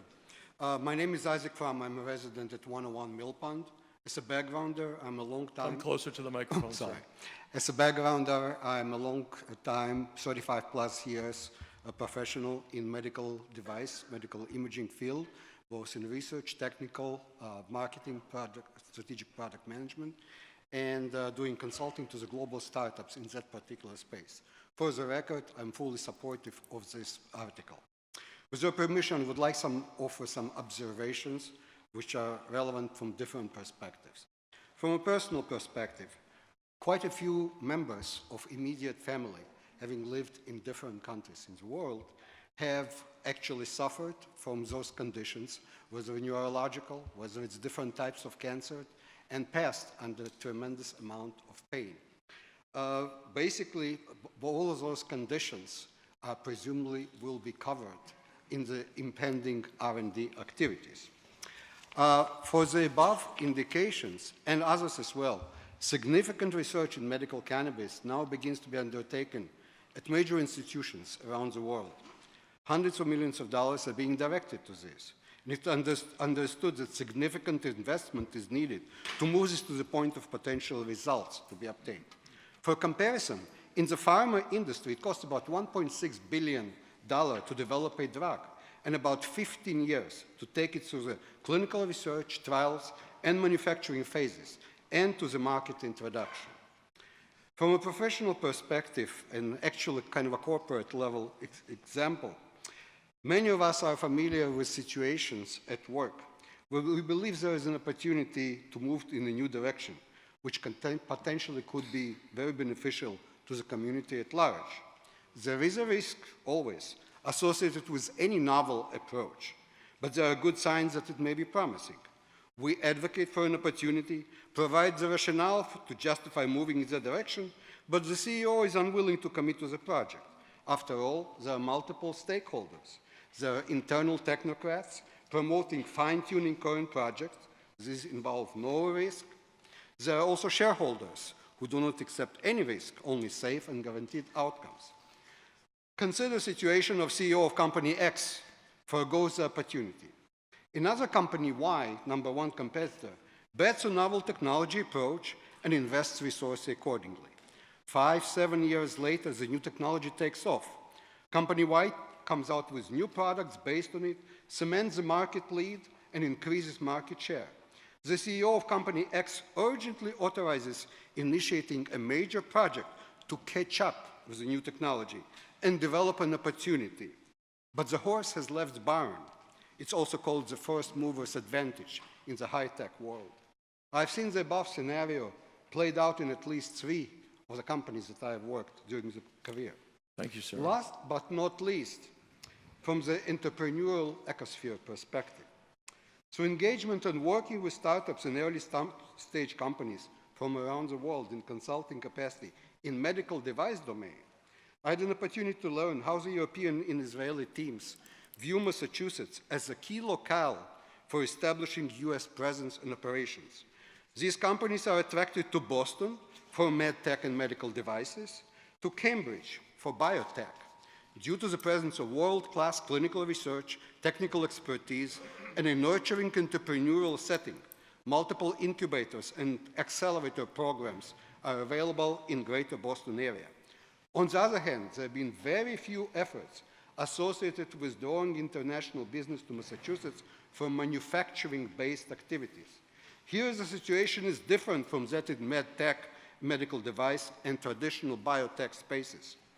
Can North Andover take the opportunity of star alignment and establish itself as that manufacturing anchor in Massachusetts in an emerging biotech bioprocessing industry by drawing these new entrants from across the ocean, who by many yardsticks are probably ahead of the US with the novel research activities, but want to move here early on due to market attractiveness. They view opportunity to collaborate with US-based partners as a key strategic step. Can North Andover overcome this lack of recent high-tech entrepreneurship history and move with entrepreneurial speed to overcome the procedural obstacles? Let us hope that we as a town have a better vision than that of the mentioned CEO of Company X and not mix unique opportunity. Thank you. Thank you, sir.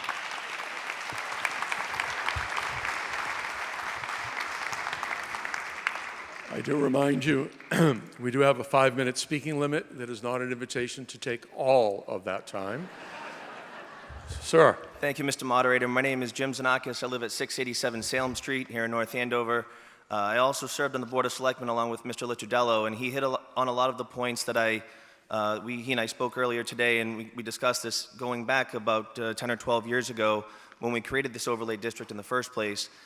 Can you imagine if you take a chance on an investment in a town like North Andover with 1 million square feet to fill, and it's been so long and you haven't had a chance to do it, to fill it and to make it economically viable? I also own a business in this town, and it concerns me to see the economic impact of losing so many jobs. And I wonder how many people in the room actually know that North Andover lost more jobs in the late 90s and early 2000s than any other community in the state of Massachusetts, including all the cities across the state. That's a pretty big gap to fill when it comes to economic development. So over the last few days, I've been talking to some friends, people that I speak with on a day-to-day basis coming into my store on Salem Street, and what I've heard from people is their objections seem to be focused around the product that's being grown. The way this argument really should be framed is if they were growing tomatoes there, would it really impact your life? What we're talking about, the product that's being suggested, that's being proposed here, isn't going to be impacting the residents of North Andover in any meaningful way. This isn't a product that's going to be used necessarily in North Andover. It's not a dispensary. It's not a storefront. It has minimal economic impact. Let's start with the basis. Again, going back to my time on the Board of Selectmen, I know land use issues are extremely controversial. Let's start with the premise that this is their land. They own it. How would you like it if someone told you what to do in your own living room?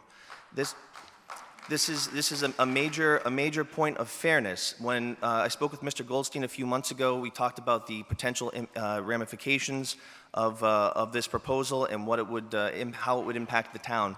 We're not talking about another trash plant. We're not talking about a regional facility, GLSD, airport, or anything like that. We're talking about a facility that would be clean, it would be safe, it would be an economic benefit to the town. It will be invisible, in fact, to the average resident. And voting yes on this article only allows the Board of Selectmen to negotiate a host community agreement. There's a lot of steps and a lot of hurdles that still have to take place in order for this to become a reality. So we've heard from the chairman of the planning board and a few residents so far that have objected to the proposal. And again, we're not deciding the fate tonight. We're just allowing the Board of Selectmen, by the way, a very highly qualified Board of Selectmen, to enter into negotiations on the town's behalf. Again, I think that we should simplify the debate here. You don't have to like the product to be in favor of it. You don't have to think that, smoking is great, or the debate shouldn't be about cannabis. It should be about land use and allowing the owners of the land to maximize and utilize their space. I personally think it would be a great economic benefit to a lot of the small businesses in North Andover. I think that allowing this use to be this building to be fully utilized would be a great benefit. And then again, all the other economic benefits to the town. Mr. Licciardello touched on it, but who here remembers 2002 and the town meetings, how contentious they were because there was not enough money to go around. If and when state aid gets cut, which will inevitably happen, the financial impact of this might just save North Andover's budget from serious concern. So I ask that you support this and vote yes on this article. Thank you. Thank you, sir.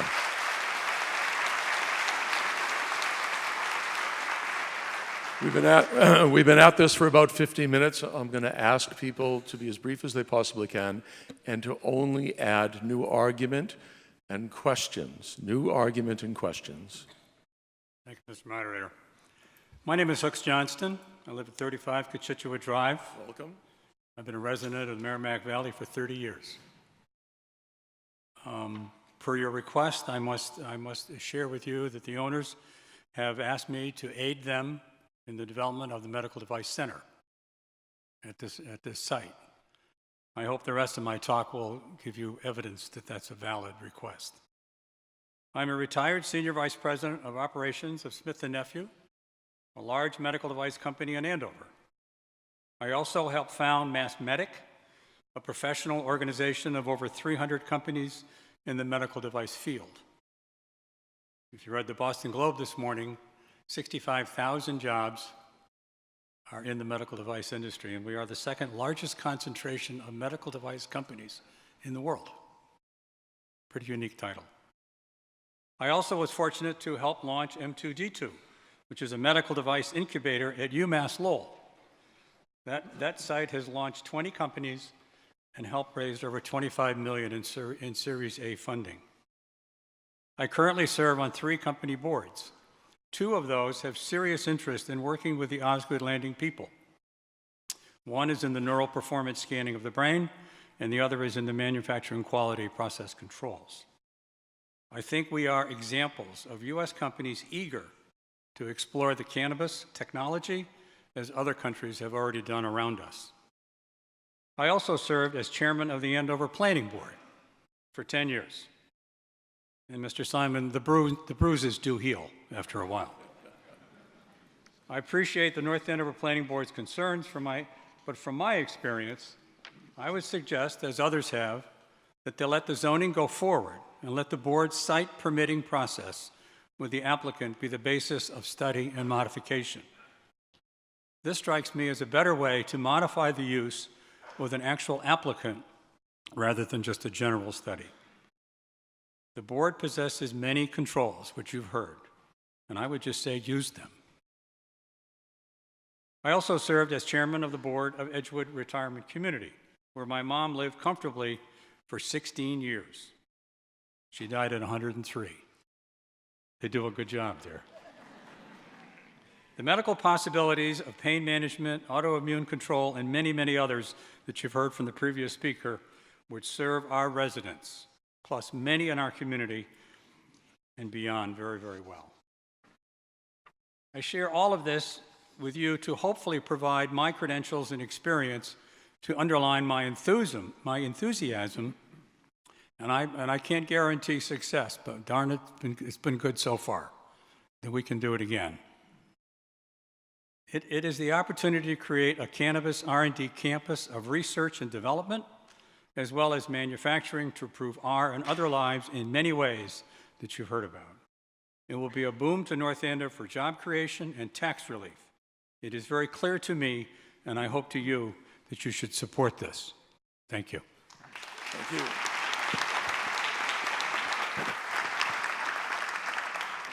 I'm going to suggest that we close off the lines relative to questioning, and perhaps if some of you choose to step aside, if in fact you won't be adding anything new. At the conclusion of the next speaker, I'll likely be taking Dr. McMillan's suggestion and limiting time. Please, sir. Thank you, Mr. Moderator. My name's Peter Boynton, 320 Stevens Street, and I'm a member of the Planning Board and North Andover High School class of 75, prior century. And I handed you your diploma. I want you to know that. Thank you very much. I hope I've used it well. I'll attest to it.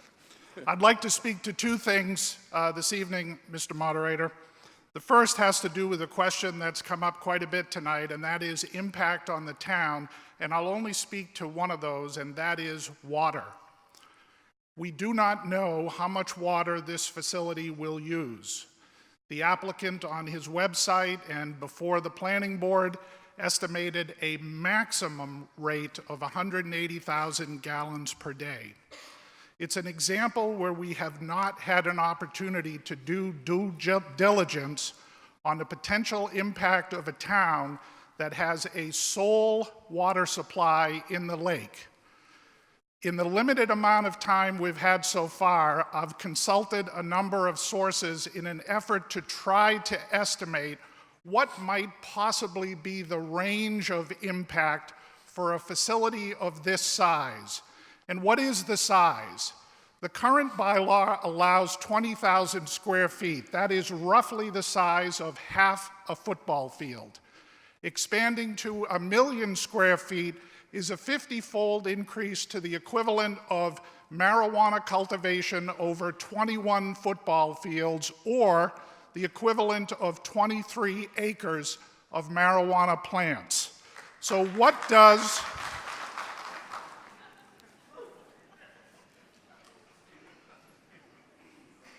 Please give the gentleman your attention. So what does a facility of that scale have in terms of an impact to the town for water? Again, we really don't know, but here's what some sources say.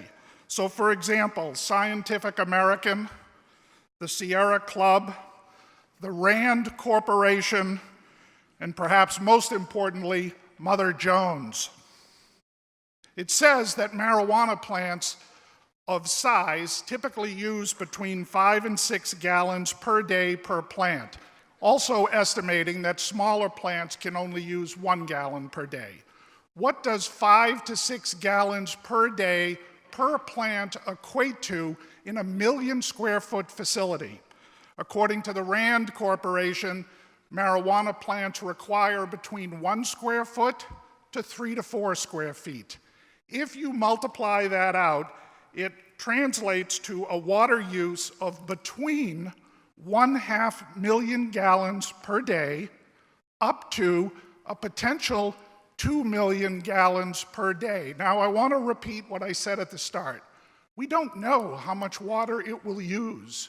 We have not had the opportunity to do the due diligence, but when we consult credible sources like the ones I've said, we estimate it could be a range of 500,000 to 2 million gallons. We heard tonight that the wells on the site have a capacity of perhaps 500,000 gallons. I would suggest to you that has not been validated. It has not been part of the due diligence, at least not before your planning board. Now, the town is currently pumping an average of 3 million gallons per day out of the lake over the course of the year. So we have the potential of adding an additional 500,000 or possibly an additional 2 million gallons per day for this facility. I offer that as only one example of the due diligence that has not yet been done because of the very limited period of time we've had to look at it. And I'd like to make one last point, please. And the last point is this. We've heard that this is just the beginning of the game. It's just the start of the process. I am a member of the planning board, and I would caution the town tonight that the planning board most likely does not have the ability to say no if the due diligence turns out to have significant impacts on the town. The best the planning board could do would be to attempt to assign conditions. So in a very real respect, this vote tonight has significant impact with only a limited process to follow. Thank you, Mr. Moderator. You're very welcome.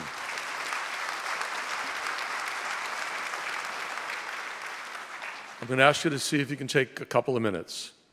I'll try. Thank you. I'm Larry Fixler, 25 Hollow Tree Lane in town. I'm also on the Board of Health. I'm speaking as a private citizen. A lot of good points have come out tonight. I second Richard Valancourt and Rosemary Smedili's opinion. It's legal. I don't really have a problem selling a legal product. We might feel the same if a Budweiser plant wanted to open up here. So I don't really have a problem with that. My problem is, and I'm always very cautious, is just the amount of time given for review. If we've been told by various selectmen and the planning board that they haven't had enough time to analyze the impact on the town and also what ramifications the manufacturing facility would have, I think it would behoove us to be very careful. Put it like this. I don't want to vote on a bill just to find out what's in it first. Remember that one? So what I'd rather have, and what I expected tonight that I didn't have, is a business plan from the owner. Now, if you're asking us to change our town bylaws, or amend them, excuse me, and increase them to 1600 Osgood, that's fine. But I think we should have had a business plan. When I hear that this is going to be a biopharma research, and this is not the next what is it called? Genentech. This is not the next Genentech. Let's be real. It's legal. It's okay. It's a marijuana farm. There's no mystery. And the room for research can be, or the amount of space for research can be a room. There's no minimum for research.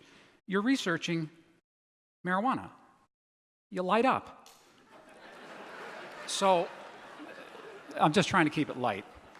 So very strongly, I feel that we need to walk a little slower. I would recommend. Please continue. A few seconds, please. Please. I would recommend to withhold the vote and have a special town meeting for when the planning board is comfortable and the other selectmen are comfortable in knowing what the ramifications are for our town. And as long as the petitioners pay for it. We don't need to absorb the expense of a separate town meeting. But I think in this case, before we open up 1 million square feet to something as dramatic as this, and again, it's legal, so it's okay with me, we need to be a little cautious. Listen, I want the money too. I would love the money to come into town. I really mean that, because I don't want to see any more of these overrides. I've had enough 12 years ago. Thank you, sir. All right, so are we done? I got to say one more thing. Is the word adult entertainment in this vote as part of it? It is not, and that's my fault. Okay. I should relate to you that the article has been changed. That's why we have the track changes article in front of you. So the motion that we're considering is shown on the screen. So it's not extending the adult entertainment and the That whole is road my- area. that is my understanding. It's That's just correct. well, I want to make sure, because you said the Yes. articles are forever changing now. They just changed This- today. this I know is that. This is the article that's But I'm in just front saying, of us. so that means that it's just a medical marijuana overlay area, That's correct. not adult. It does not include adult entertainment. Because I don't want 1 million square feet of adult entertainment available. Thank you. Okay. Thank you. You're very welcome. If we can speed through, please. Good evening. My name is Christina Heacock and Seth Heacock. We live at 615 Boxford Street. We are here tonight as residents, as active members of the community. We've been here for about 6 years. And we, most importantly, I think, are here as parents. We're not attorneys, we're not business owners. This is a view I don't think that we have heard from just yet. For anyone who's not familiar with a marijuana grow, if you didn't do your homework, if you haven't ever seen pictures of it or heard about it, there's an excessive amount of mold involved in growing marijuana, fertilizers, pesticides, and THC that pollute our air, land, and water. Please take that into consideration tonight. I would ask the Osgood company how they would plan to dispose of this waste. I think the most important thing to consider tonight is our children's increased exposure to the wrong messages and continued desensitization to drug use. At this time, I think as a community and as loving parents, we want to do nothing more than the best for our kids. We need to consider all angles of this proposal. Any town could use this money, but you need to consider the long-term unintended consequences. Do we want our town to be known for pot growing? I think we would lose our identity as having a rich history, strong community values, and great schooling in a place where you just want to raise a family. By approving this zoning and the facility, pot will then become the bedrock of who we are and where our kids grow up. We are not okay with that. Medical marijuana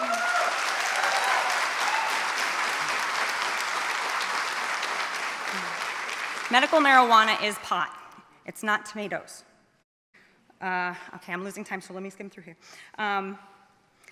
It was a ruse to get into the door so that recreational use can get on the ballot and soften your perspective of the facts. Just as this medical marijuana facility is presented to you this evening, it is my opinion this company and these zoning amendments have nothing to do with improving or enriching our town. These are doctors, but they're not looking to open a health facility. This is about money. And they're taking advantage of this opportunity at the expense of our children and our community. Thank you. Are we done? Can I have like 30 seconds? No, you can have 10. Okay. Please don't be fooled by the doctor tag or the dollar signs. This is a business. It's not even manufacturing, it's horticulture. This is a business venture looking to make money. Let's keep our children's future at the forefront of our decision making. Thank you very much. I'm sorry to say this, we've closed down the line and the last gentleman in line got in too late, so I'm sorry, sir, we'll be cutting the line prior to you.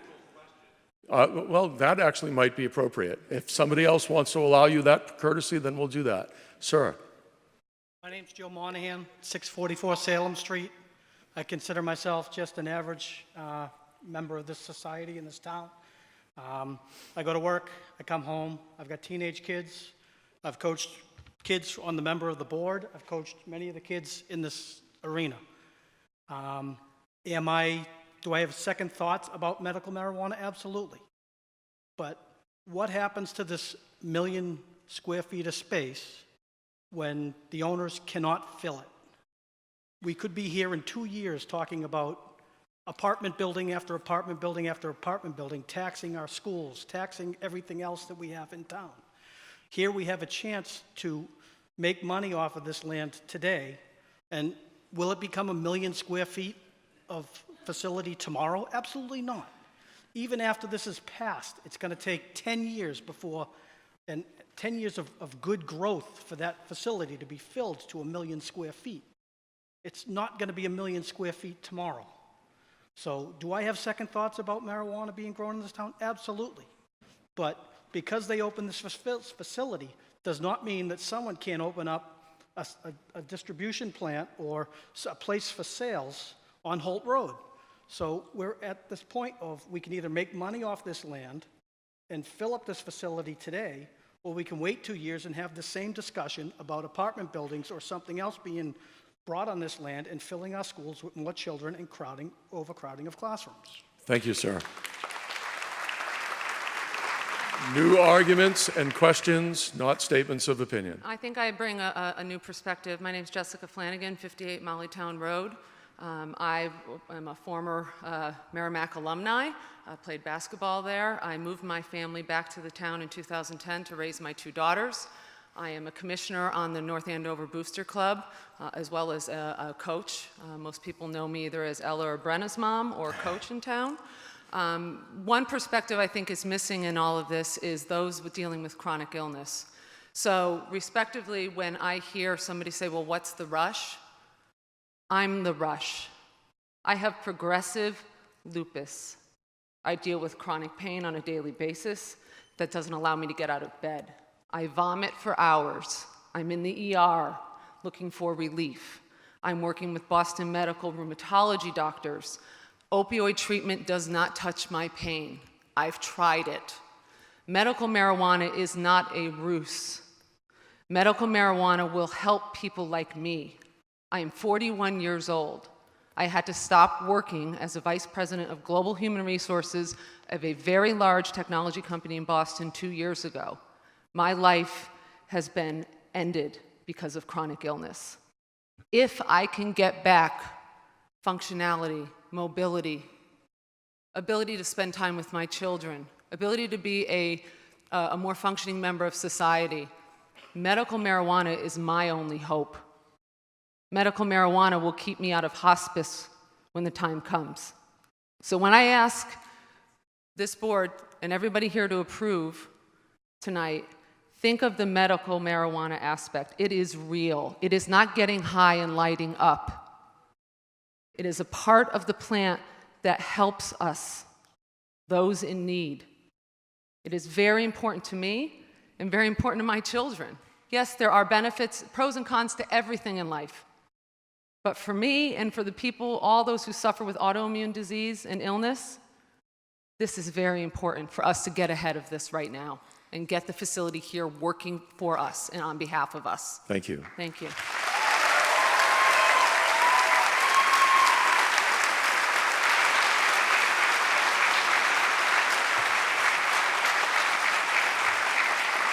Please, thank you very much. Your attention to the microphone. Good evening, Mr. Moderator. Phyllis Jones, 114 Autran Ave. Welcome. So everybody's aware, I'm a member of the Bar of the Commonwealth of Massachusetts, a member of the Bar of the United States District Court for the First District, for the District of Massachusetts, and the First Circuit Court of Appeals. I'm also a mother of 2 children in North Andover Public Schools and chair of the North Andover Commission on Disability Issues. I'm speaking both personally and authorized as chair by the commission. We are in favor of this for a variety of reasons. For a matter of expediency, we're in favor of this in order to continue the discussion because of all the benefits that could bring the people of North Andover and especially the people who are disabled in this community. Thank you. Thank you.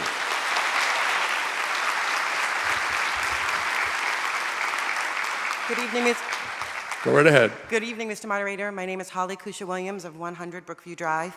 If allowed, I'd like to ask a 30-second question that maybe Chuck Gray could help. That would be welcome. Thank you. That maybe Chuck Gray could take my other 90 seconds and help out. Maybe not, but let's hear the question. When Tom spoke, he mentioned that Lumera DX was here to... Please tell us who is Tom. Tom Lee, the petitioner. The petitioner. Thank I'm you, sorry. for the benefit of everybody. Sorry, when the petitioner spoke, he mentioned Lumera DX as a drug detection device or development that would be part of this. So I'm curious how this particular piece could potentially help North Andover as we look ahead to the drug crisis that's there, and what North Andover is currently doing to detect OUIs that are out there today with the drug problem. If the petitioner wishes to answer, I'll give him the same 30 seconds.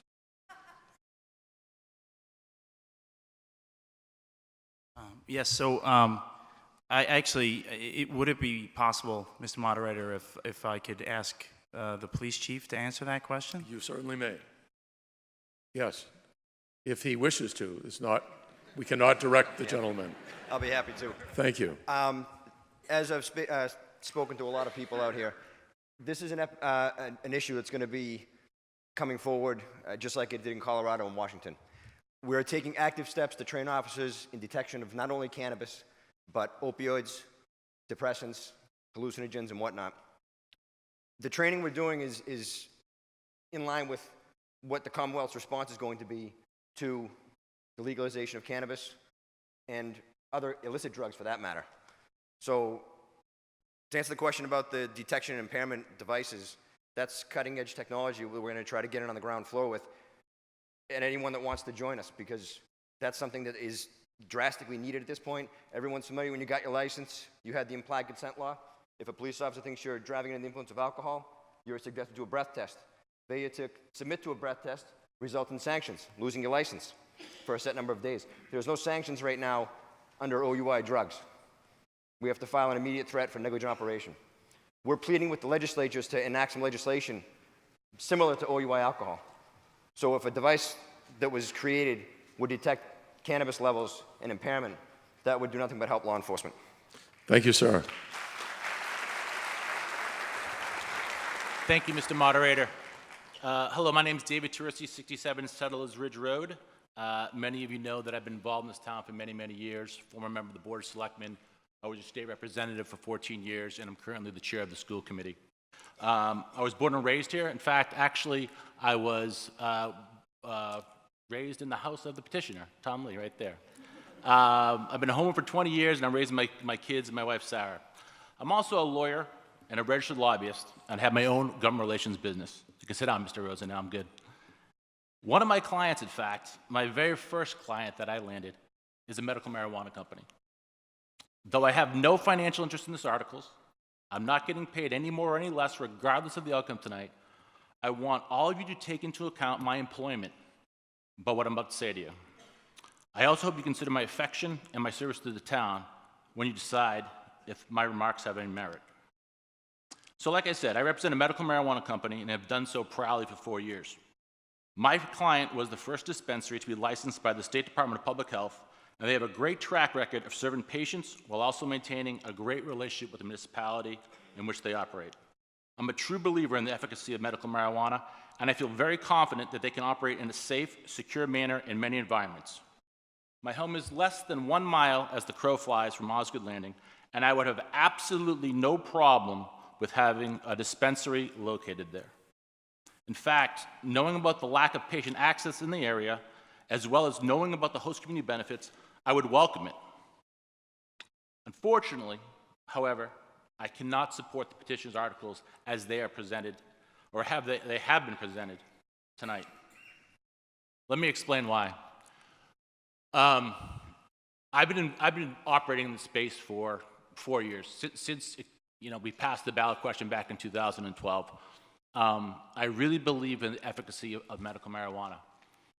But what I think has been proposed through, the warrant articles notwithstanding, the campaign that has been run, to me, is not about medical marijuana. Medical marijuana dispensaries do not require 1 million square feet of cultivation space. They don't.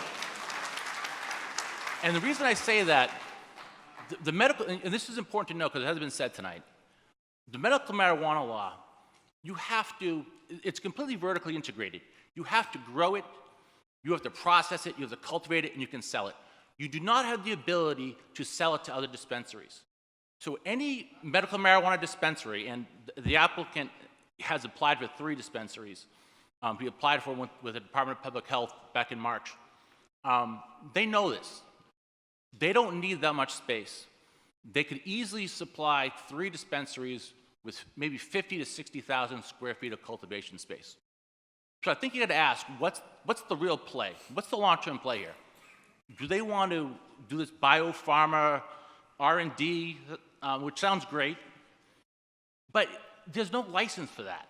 You can't just go down and get a biopharma license. It doesn't exist. You can't just open a business and start doing research on marijuana. It's just not, there's no legal basis for it. So what are they trying to do? The long-term play, is it to become a recreational wholesaler? That's possible, and I think the jury's out on that. I don't have a strong opinion on whether we should be having that kind of recreational distribution level. But they should be honest about that, and they haven't been. And that's my biggest beef with this whole thing coming forward so fast. Look at the article up there. Look at all the crossouts.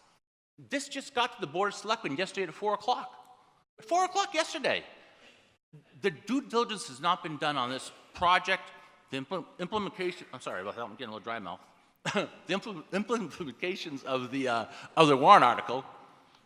I really hope that the petitioner withdraws their article And in good faith, the Board of Selectmen will commit to coming back in a fall town meeting, because quite frankly, there's such a long process to get licensed by the DPH. They don't need this zoning change right now. It takes months upon months to go through that process. I know, I've been through it before. So I say it respectfully to the petitioners, because I'm trying to give them the benefit of the doubt about medical marijuana. So Excuse me. Ladies and gentlemen. Last thing, Mark. Ladies and gentlemen, please. Last thing. I know, listen, I want to see that kind of revenue come to the town. I just don't think it's reasonable or rational that we'll ever see that kind of money. And I hope that people take into account what the long-term ramifications of this article is going to be. So thank you very much. Thank you, sir.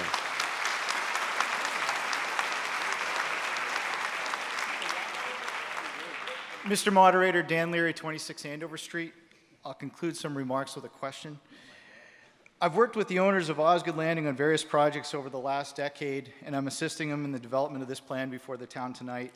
I'm also a former member of the Finance Committee. I support this plan. I also appreciate reasons why somebody would not. This is a lot to digest.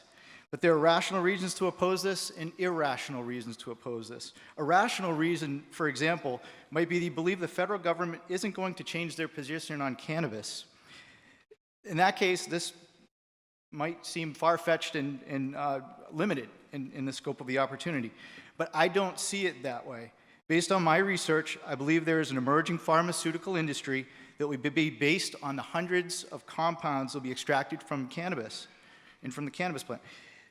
Some are already showing success in helping people with conditions like psoriasis or Alzheimer's, and others may help veterans coping with PTSD. So then how long will it really take for the federal government to change its mind about how it classifies cannabis? The science is already supporting it, and it's just the beginning. An entire industry is on the verge of doing very good things, and I want that industry to be here in North Andover.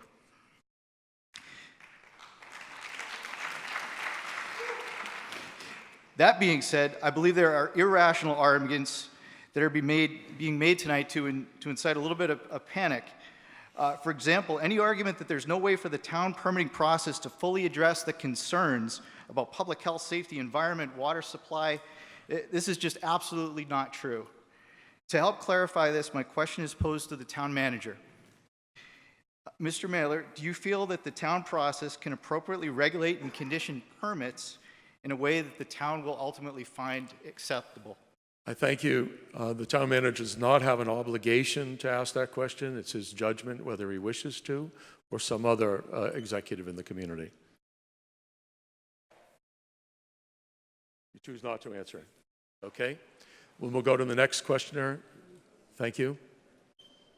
Hello. Hello. Your name and address, please. Don Hengel, 545 Winter Street. Welcome. And if he's willing to answer, I have a question for town council.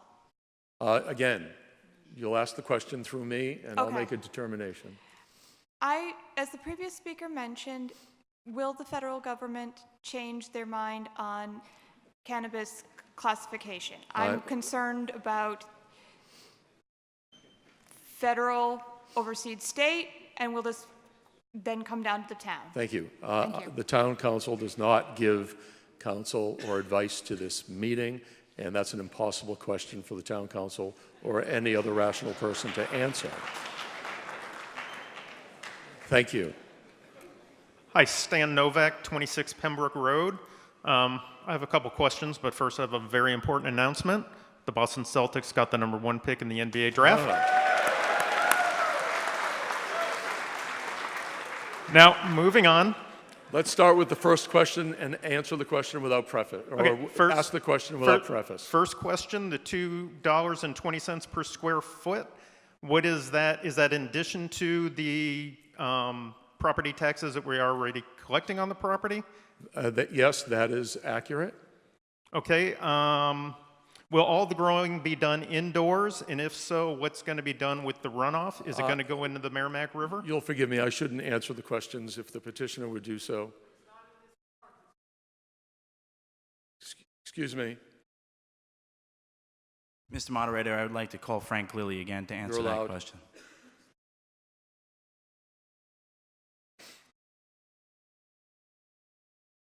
Again, let me say again, we cannot use town water. We're sorry, but your I'm not talking about town water, I'm talking Sir, about runoff. sir, this is not a colloquy. The gentleman is allowed to answer the question in the manner in which he chooses. Let me repeat, we are not using town water. I'm sorry, your town water is just not clean enough with the fluoride and whatever. We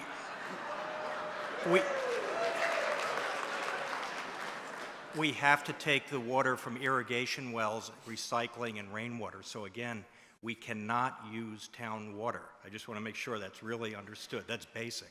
Regarding the runoff, we have to collect, we're anticipating collecting, this is internal inside the building, 95% of the irrigation water, recycling it and treating it. Water is the lifeblood of this, and we have to conserve everything, so there'll be nothing going in the Merrimack River. So all the growing is done indoors? That is correct, sir. Ask the questions through me, please. Pardon me? Ask any question through me.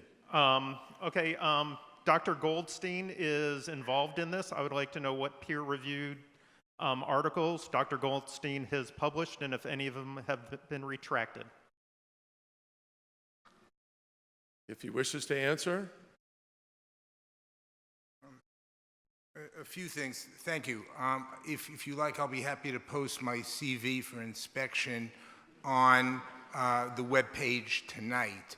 I probably have around 20 peer-reviewed articles in scientific publications talking about the use of radiation for treatment of lymphomas, HIV-related malignancies.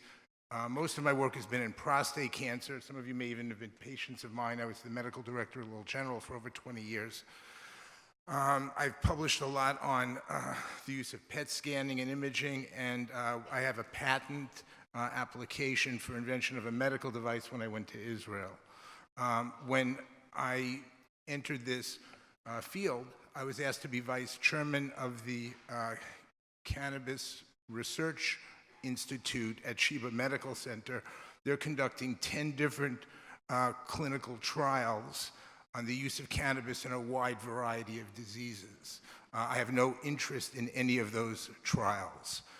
If you look in your packets, and I'd like to speak with Coach afterwards, who spoke here so eloquently, you'll see a letter from Harvey Cantor, who's the chairman of immunology at Harvard Medical School and Dana-Farber Cancer Institute. He's a recognized expert in the use of, in the study of, and the immunology of autoimmune diseases. There's a strong interest in actually looking at the immune modulation of cannabis compounds. In fact, they are much more active, we think, in the CBD2 receptors than actually the psychoactive effects. Most of these medical applications do not have psychoactive effects. They don't make you high. Thank you. Thank you, sir. One more question. Well, I would just like to respond to what Mr. Zanakis pointed out with the tomatoes. I think this is more akin to growing coca or poppies to make heroin or cocaine versus actually tomatoes. This is something that's illegal at the federal level. Thank you. Thank you, sir. And now our last questioner, as I recollect, sir. Thank you. You're very welcome. Get closer to the microphone. Charles Trafton. I live at 137 Salem Street. Welcome. I own a small business in Andover. I have no financial connection to this whatsoever. I ask a couple questions as a citizen here trying to make an informed vote. The board said, and many people have said tonight, there hasn't been enough due diligence done, or the appropriate due diligence wasn't done, why is that? Has there not been enough time? Has the company blocked you from doing the appropriate due diligence? And why hasn't that been done? I think that if you'll allow me, in terms of a characterization from what we've heard already from people, it was a circumstance of time at this moment, and I don't believe that anyone would suggest that the petitioner has not provided information when asked. I'll allow anyone at this table to answer otherwise or augment. Some of the amendments were just recently given to us, and some as late as 4 o'clock. Was it last night? Was it last? Yes. Yesterday. It's been a long day. Sorry about that. Been here a while. So it doesn't give us the time. It doesn't give our in-house town council time to review it, doesn't give the boards, doesn't give the planning boards time to review it. And that's just one piece of it.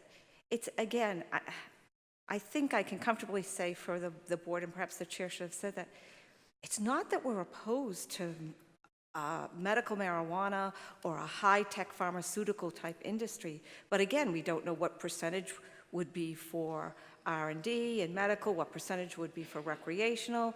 We don't have the answers on the water. There's just so many things that, in fairness to our community, government needs to be somewhat conservative. We're not, we just... This is not a restatement of your position. We want you to answer The building's been question. empty Okay. for 15 Well, years. I answered the question. Go ahead. You also said that during your due diligence, you read a magazine. Speak through me, sir. During the due diligence, members of the board read a magazine that said that marijuana had a pungent smell. And I did some due diligence when I was about 17, and I do recall a pungent smell. And it brings the question of air quality. Somebody had, you would wondered, we're going to have 1 million square feet of marijuana growing. Could the engineer speak to the air quality issue and the smell? And thank you. Thank you very much. And thank you for your due diligence when as a youngster. High times in North Andover. Thank you. I also have some remembrances of that smell, but it was from another dorm room, not mine.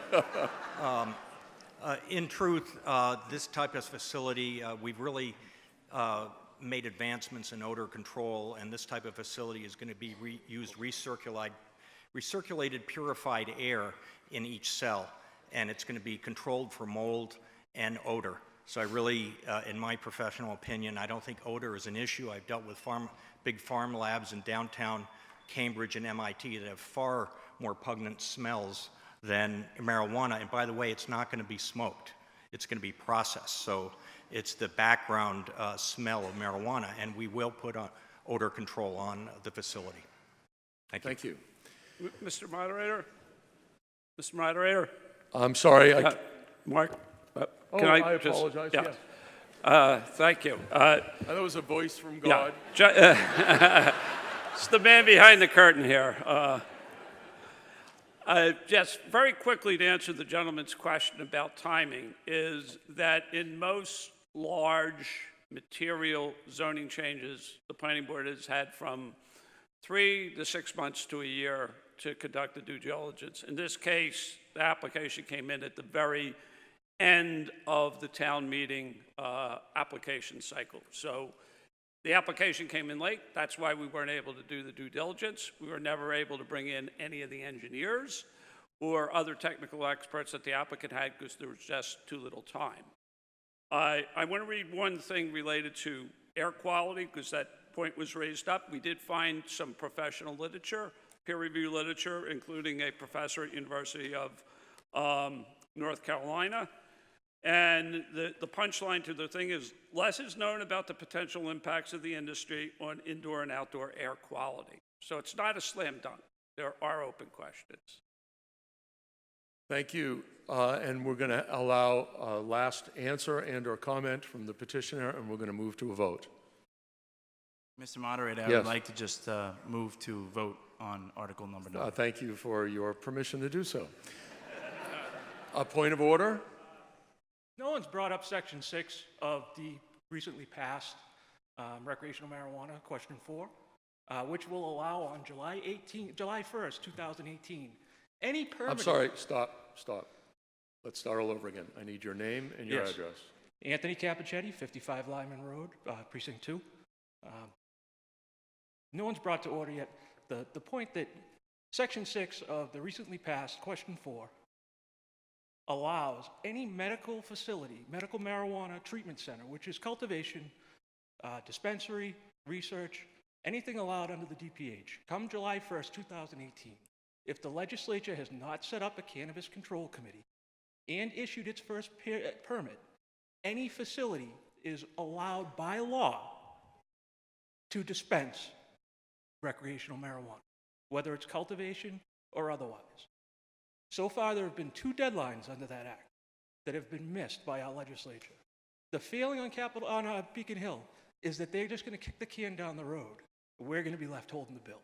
If the planning board needs more time for due diligence, I urge everyone here to vote no and give the planning board time to actually review this. If town council themselves say the zoning ordinance is poorly worded or loosely worded, I just urge everyone to give us the time needed. Point of order, please identify yourself. Excuse me. Michael Rosen, counsel for the petitioner. I think there's an undisclosed interest by the last speaker, Your Honor. Mr. Moderator. Yes, Excuse me. All were warned about their obligation relative to disclosure of personal interest or conflict of interest. I'll give you this one opportunity to only state whether or not you have one, and then we'll move from there. I have worked for other medical marijuana facilities, permitted or been part of permitting almost 24 of these facilities across the state. Sir, I'm looking for a declaration. You have an interest, a personal financial interest? I have no financial interest. I don't stand to gain any work or lose any work with this project. You've heard the gentleman. Is there something that you're standing at the microphone, sir? No, I believe he answered the question. Okay, thank you. Okay, first of all, I want to thank you for a wonderfully respectful and even enlightening conversation. You all deserve a hand, and thank you for your patience. I hoped to do this in an hour, but it took us an hour and a half, but that's quite all right. I suspect that this will not pass on a voice vote, so we're going to move directly to a hand count. I want you to understand what we're voting on. We're voting on the on the motion that is in front of us, which is the one that's all redlined, that has been discussed for the last 90 minutes. We're only dealing with Article 9, and all those who are in the affirmative who wish Article 9 to pass, please raise your card.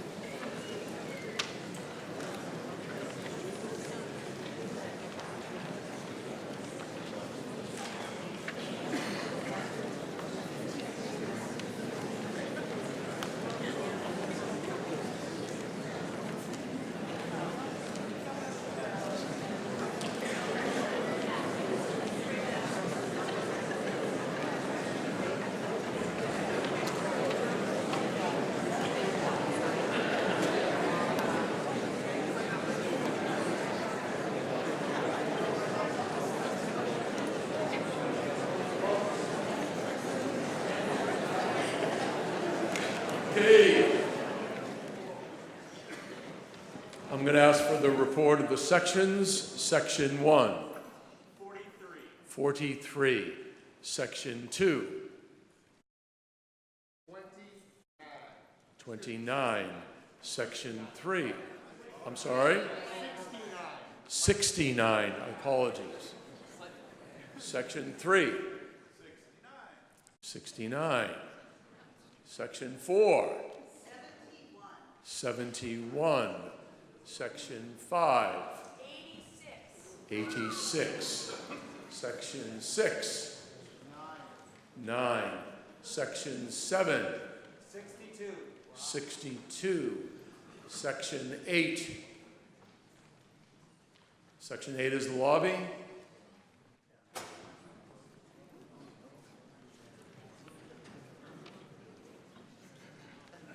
We'll go to Section 9. Section 9 is 47. 47 in Section 9 to Section 10 Section 10 is 66. is 66. And do we have a vote in the lobby on Section 8? 13, thank you very much. In the affirmative, 535. Now those who are against the article, please raise your card.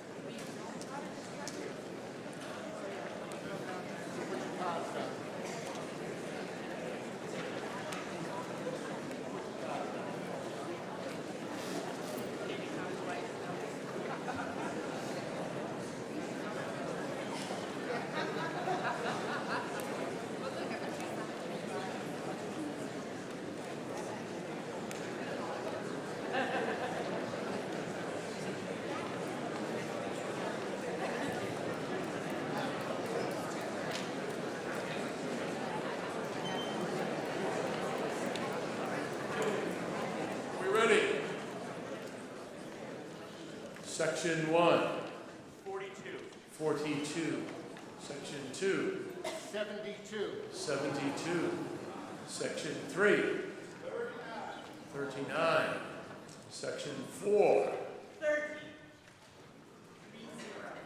30. Section 5.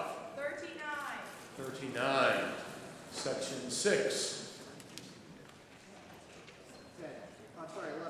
11. Section 7. 71. Section 8. 6, thank you. Section 9. Section 9 is 40. 40. Section 10. Section 10 is 34. 34. Ladies and gentlemen, the motion fails, not having received the two-thirds vote.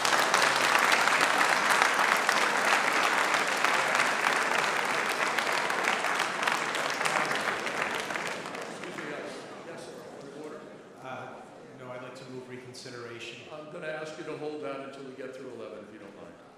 Thank you. So we have, I said that we would twin 9 and 11. Article 11, is there a motion? Mr. Moderator? Yes. As a result of the last vote, I would like to move to withdraw Article number 11. The motion is made to withdraw. Is there any objection? Hearing no objection, the article is withdrawn. Dr. McMillan. Mr. Moderator, I'd like to move reconsideration of all previously considered. You need to have voted in the affirmative for somebody to make a motion. You need to have voted in the affirmative for someone to have made a motion. So somebody who voted yes is the only person who can vote for reconsideration, who can move for reconsideration. Okay.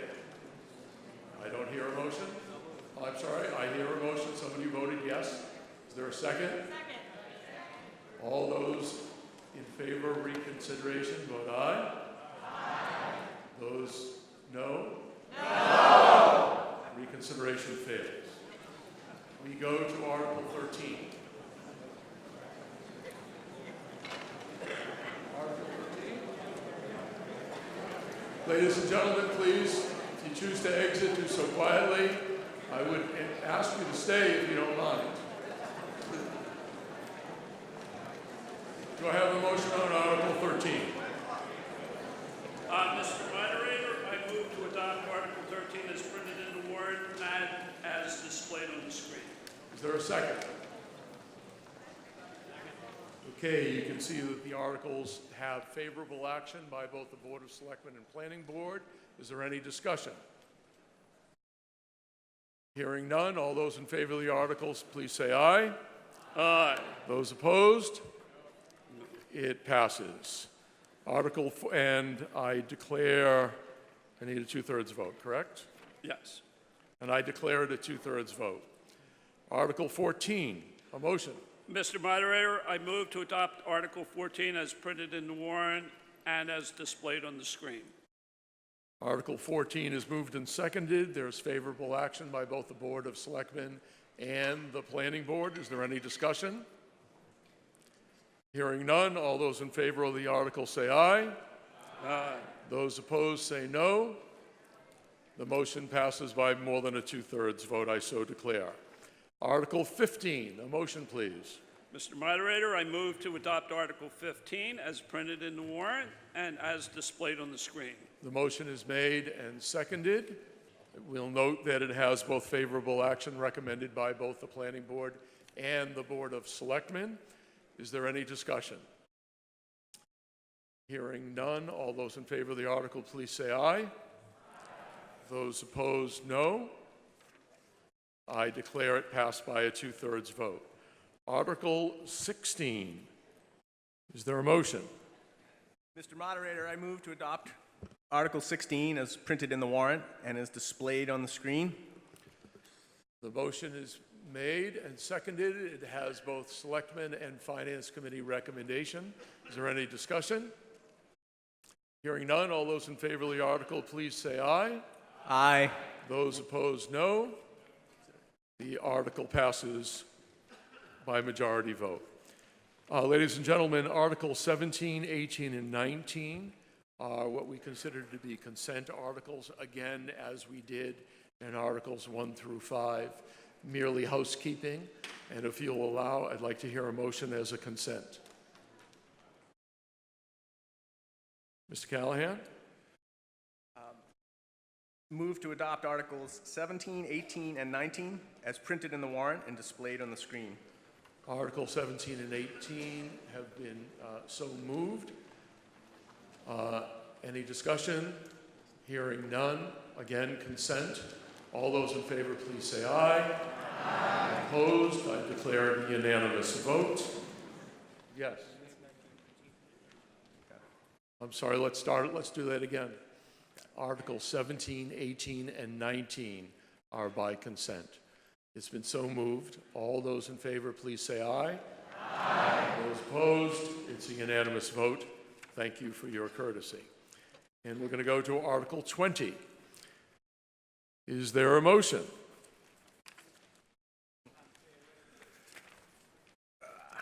Catch up. I know.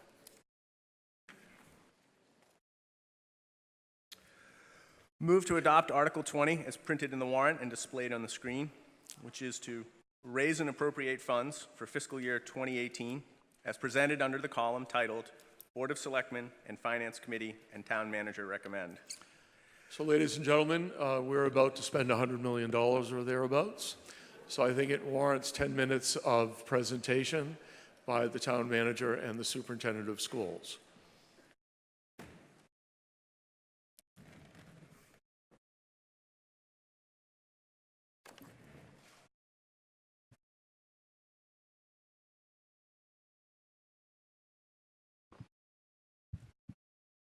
Hello, everybody. We will try to stay within that 10-minute time frame. I want to first reintroduce myself. I'm Andrew Mayle. I'm the town manager here in North Andover. I am joined by Dr. Jennifer Price, our superintendent of schools.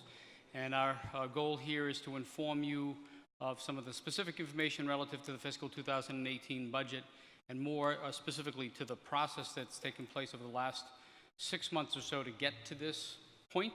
And what is unusual here in North Andover is that the process during the last several years has been one of professionalism and congeniality.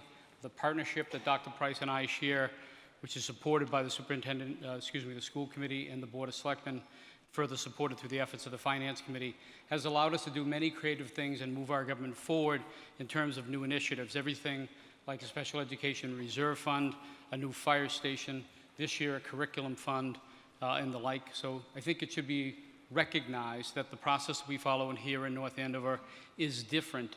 It's different in the sense that we're, as a group, as a team, trying to find a way to move the community forward. So with that, I'll bore you with numbers for the next 10 minutes or so, and certainly stand ready to answer any questions that you may have. So over the last 6 months, what have we been doing relative to a budget process? The Selectmen and Town Manager meet for a strategic planning session in September annually. We talk about those overarching goals that the community is looking for us to accomplish. I take that as my marching orders, quite frankly, in terms of beginning the budget development process. A budget policy statement is produced or adopted by the Board of Selectmen as a result of that strategic planning session. This year, that was completed by October 11th.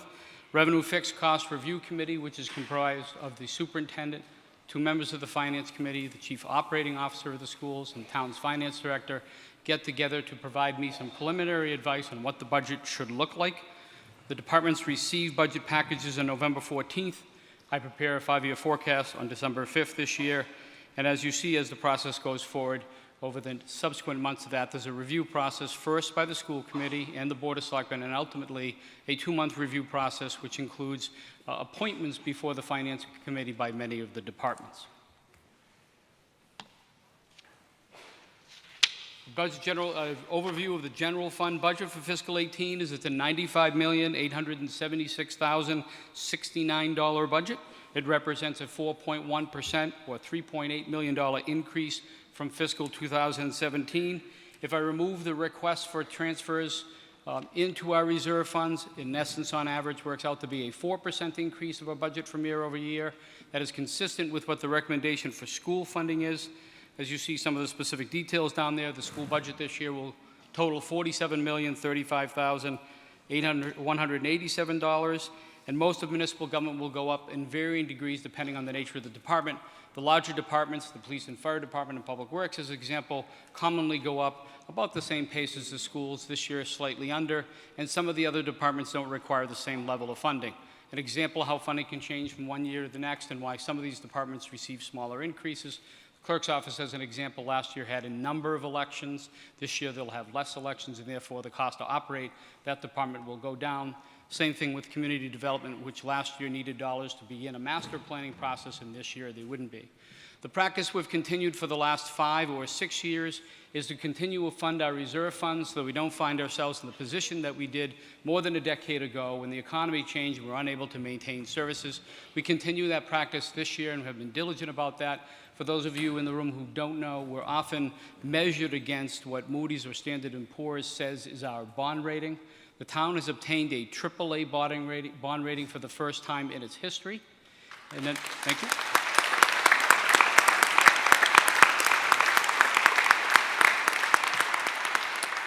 And it's very much a recognition of the work of all of the groups that are involved in terms of moving the budget forward, establishing reserve policies, and quite frankly, town meeting, who's been supportive of our actions to date. Sometimes one of the harder things to do when faced with the opportunities of different programs is to put aside dollars for that rainy day. And we certainly have learned from the experiences of 07 and 08 and 09 and put ourselves in a position to make sure that we can continue operating this budget in a very productive way moving forward.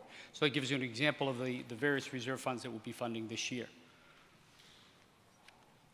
From a revenue perspective, pie charts are best, I guess. Simplest way to sort of review this. It should be understood that between the lower left figure, I think on your side, property taxes are 74.2%. So all of the revenue received in this community for expenditure or appropriation by town meeting, nearly 75% of the dollars comes from the property taxpayer. If you add the debt exclusion, which is a smaller bar at 1.9%, that's also additional property tax. More than 76% of all dollars that we request that you approve for us to spend come from the property taxpayer. Local receipts, which represents in large part excise tax, approximately $4 million. Other permits, fees from building department and so forth represent about 10%. And we receive a comparably modest amount from state aid. In this case, 11% of our total spending comes from the state.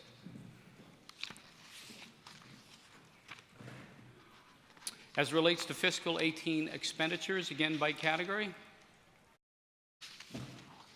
Pie chart again. I think this gets the cleanest summary of how we spend the dollars that you appropriate for us in very large categories. School or education funding is nearly 50% of the budget, with public safety, that being police and fire, representing a little over 11%.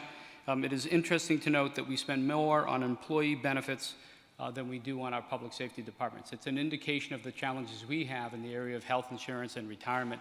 The employee unions have worked cooperatively with us over the last couple of years to make sure that we can manage those expenditures. It's in large part where we can do much of what we can do. The fact that we're requesting 4% increases and able to set aside dollars in reserves in large part is the cooperation of the employee unions in recognizing the difficulties that all communities have in Massachusetts and throughout the country of trying to maintain the cost of benefits for employees. One other notable item is debt service. It is the money we borrow for certain items, including capital projects, and it's our ability to repay those through the operating budget. We've made a conscious effort of making sure we don't overborrow and overextend ourselves so that it doesn't impact the overall budget. With that, I'll turn it over to the superintendent. Thanks. I want to begin by saying how honored I am to be the superintendent in North Andover. And thank you all so much for your support, especially our outstanding town manager, Andrew Mailer.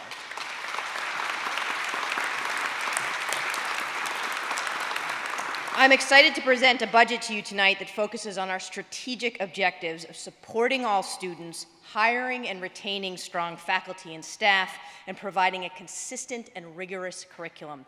It also continues our practice of creative collaboration with the town. Simply put, we are asking for a 4% increase. In order to continue level services, doing what we're doing today for our students, that's going to require 3.14%. Plus, recently the state is no longer funding a kindergarten grant that we used to receive for $105,000. So in order to maintain the staffing in our kindergartens, so important, we are going to have to also increase our budget by 0.23% to do that. We have proposed increases, which I will speak about, that represent 0.77% of our budget, or $346,000. As you may know, our town manager, Board of Selectmen, did a very creative project with Osgood Solar and is saving the schools and the town money. We are reallocating some of those funds. And then we have a reserve of $20,000 by bringing some contracted services into our school budget. Specifically, the proposed increases are our efforts to reduce elementary class size. We are adding 2 elementary school teachers next year. We are bringing our payroll function back into our schools.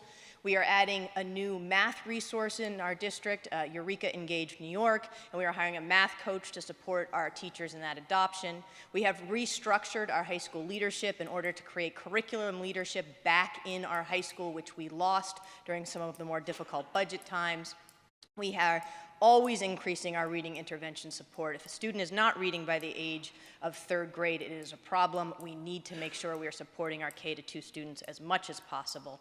And then we are also reorganizing our elementary special education administration, which is actually a cost-neutral reorganization. And just one slide that I wanted to show you is how all of our proposed budget increases fit within our strategic objectives. Thank you.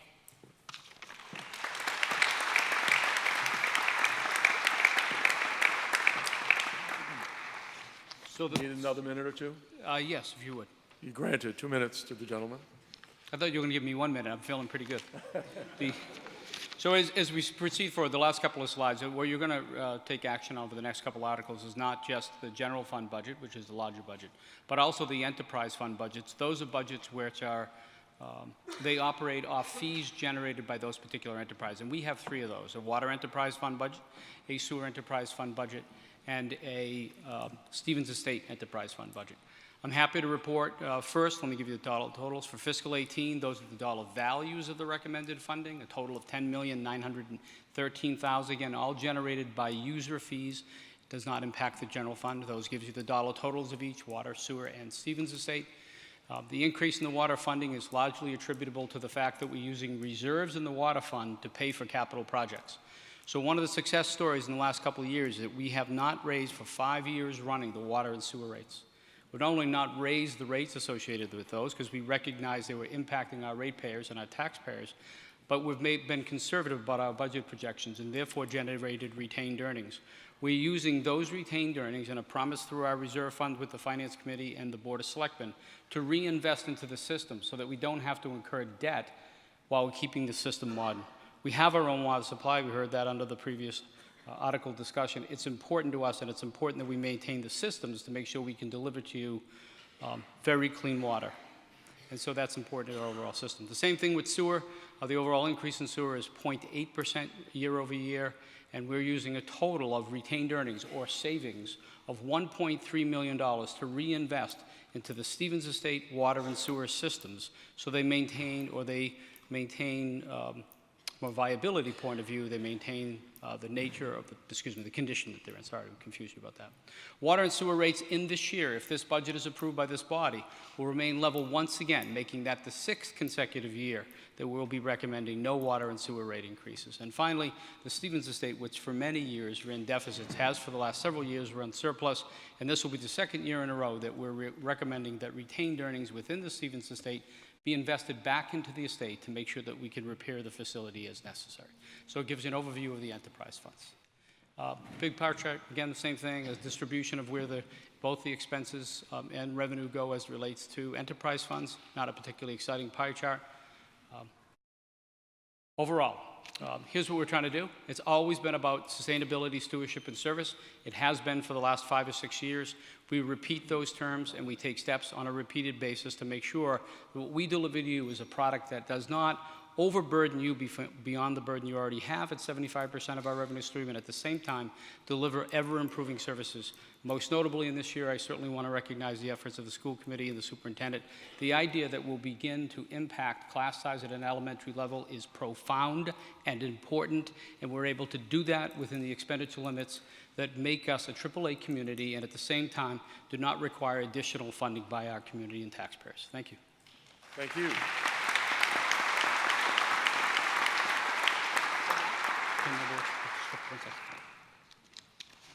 Anything else? Thank you very much. So we're going to hear now from the Finance Committee, who will be giving us a short presentation with 5 minutes on the clock. And Mr. Callahan. Good evening. I'm William Callahan, 23 Lyman Road, North Andover, and I had the pleasure of serving as the chair of the appointed Finance Committee over the past budget cycle. The Finance Committee is a group of 9 appointed officials who reviews the town budget, and one of our objectives is to make this very transparent and to help the average citizen understand what's going on in the budget year over year. Towards that end, we have a letter at the beginning of the warrant. This year we tried to make it punchy and have an executive summary at the top, so if you have any time or if you want to read it later, we recommend you do so. Okay. So when I think about all the numbers that go into a budget of $100 million, trying to simplify this and to basically say, like an airplane pilot goes into a cockpit with hundreds of gauges, but they really look at a key 6 instruments to guide their navigation. And so my message is going to be very short and focus in on those kind of key indicators of how we're doing as a town. So our dashboard says that on the revenue side, we've had steady expected growth. Local receipts have been very healthy, as we would expect at this time of the business cycle. Excise taxes, dog licenses, meals taxes, etc., are all doing well. Our debt service is low, under 5% as targeted, so we're not spending too much on the buildings that we've put up over the town over the past few years. Our reserves are extraordinarily well-funded, especially historically. 4 out of 5 are at their target funding level, which is important, which means our stabilization fund, our capital stabilization fund, a number of these reserves are in great shape. Another thing operationally that I would say about the town, 2 key points. One is that the town manager has made it a point to be investing more through this budget in maintenance. And so in my 5 years on the Finance Committee, I've noticed fewer requests for emergency repairs and higher budgets for maintenance, which is important because deferred maintenance can run up costs later and they're unexpected and it's difficult to plan around them. So I would like to commend the leadership and especially the work of the town employees in these areas. And one thing I would say is that the past few years have been exceptional in terms of looking for efficiencies. I think one of the things that the Finance Committee has found is that we're looking every year to hit a lot of singles. That you notice solar savings of, tens of thousands of jobs, tens of thousands of dollars in the school budget, hundreds of thousands of dollars overall. These are sort of smaller things, but they all add up. The shared services model is working very well in terms of having a facilities manager for the town who can manage things instead of the departments having their own. Information technology has been an area of exceedingly great cooperation and continued efficiency with one IT director serving both town and schools. The library and schools partnership, which kicked off last year and was award-winning, has shown that the library can cooperate with the schools to offer more resources to our residents. And these are all sort of cutting-edge things that make government better and reduce the impact to the budget overall. The hiring of the in-house legal counsel, while legal expenses are hard to predict, has certainly generated more ability of the departments to have access to legal counsel and has not increased the legal budget this year. So I want to caveat that and say that they can spike according to litigation and so forth, but over the past year it's been very successful. So these are the things that will help us keep on the right course. And then in terms of, so if I was thinking of this as a pilot, I would say we are traveling on a very good path. We don't see anything that's disturbing. Everything's going pretty well. I would say one thing that is coming is the effect of other post-employment benefits on our town. So essentially, over the years, retiree health insurance has been part of the benefits provided to members of this town. And that certainly has been negotiated. It's very important. A lot of our town employees have to retire before reaching 65 if they're in public safety and so forth, and we understand that. But this has been done on a pay-as-you-go basis. So the present value of our future obligations, as determined by auditors who work for the town, is $107 million. And we've discussed this over time for many years. Going back to Bob Bercolini doing a big presentation a few years ago. But what I'd like to say is the impact of this is showing up in the town budget now. So of the money we spent on, of the money we spent for health benefits and so forth, about 3.9% of that in 2018 budget is actually paying the cost of retirees. We didn't save anything like you would with a pension. We've been paying it as we go. Many other Massachusetts Gentlemen need a bit more time, one or two more minutes? 35 seconds. Oh, okay, we'll take that. We'll hold you exactly to that number. Go ahead. So in 5 years, that cost will go up by $2.2 million as more people retire. So what that means is we're going to be squeezed. These costs are going up more quickly than our revenue is. And what I'm saying is we can apply the same creativity to this problem as we have to many other problems over the past few years if we put together a group and we get all the stakeholders in a room, and I'm calling on the Board of Selectmen and the town manager and retirees and collective bargaining groups to come together and look and study this problem and recommend solutions that will allow us to remain on a sound financial footing as we go into the future. Thank you. Thank you. Thank you very much, Mr. Callahan. So, have we any discussion about Article 20? We're all tired? Okay, I guess we'll move along then. I was hoping for another hour or so, but notwithstanding, I think we're ready for a motion. All those in favor of adoption of the town budget, Article 20, as presented, please say aye. Aye. Those opposed, no. I will characterize it as a unanimous vote, showing great confidence in this community and its leaders.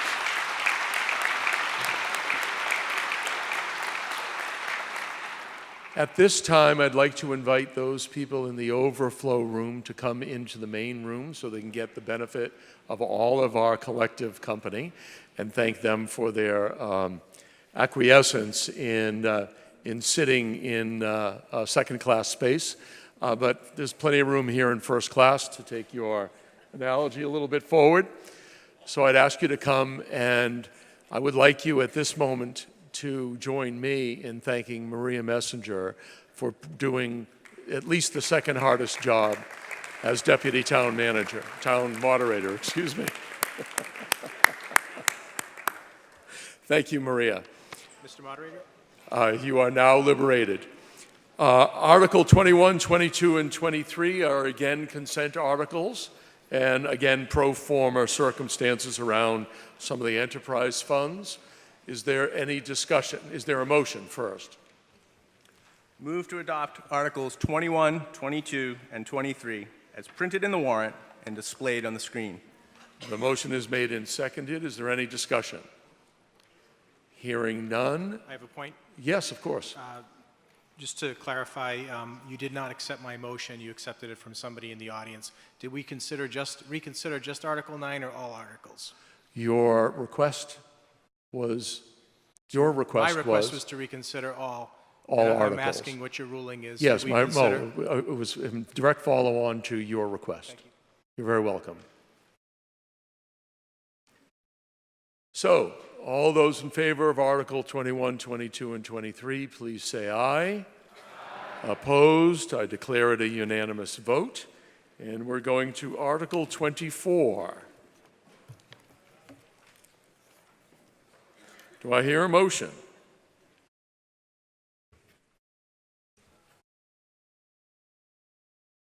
Mr. Valancourt? Moderator, I move that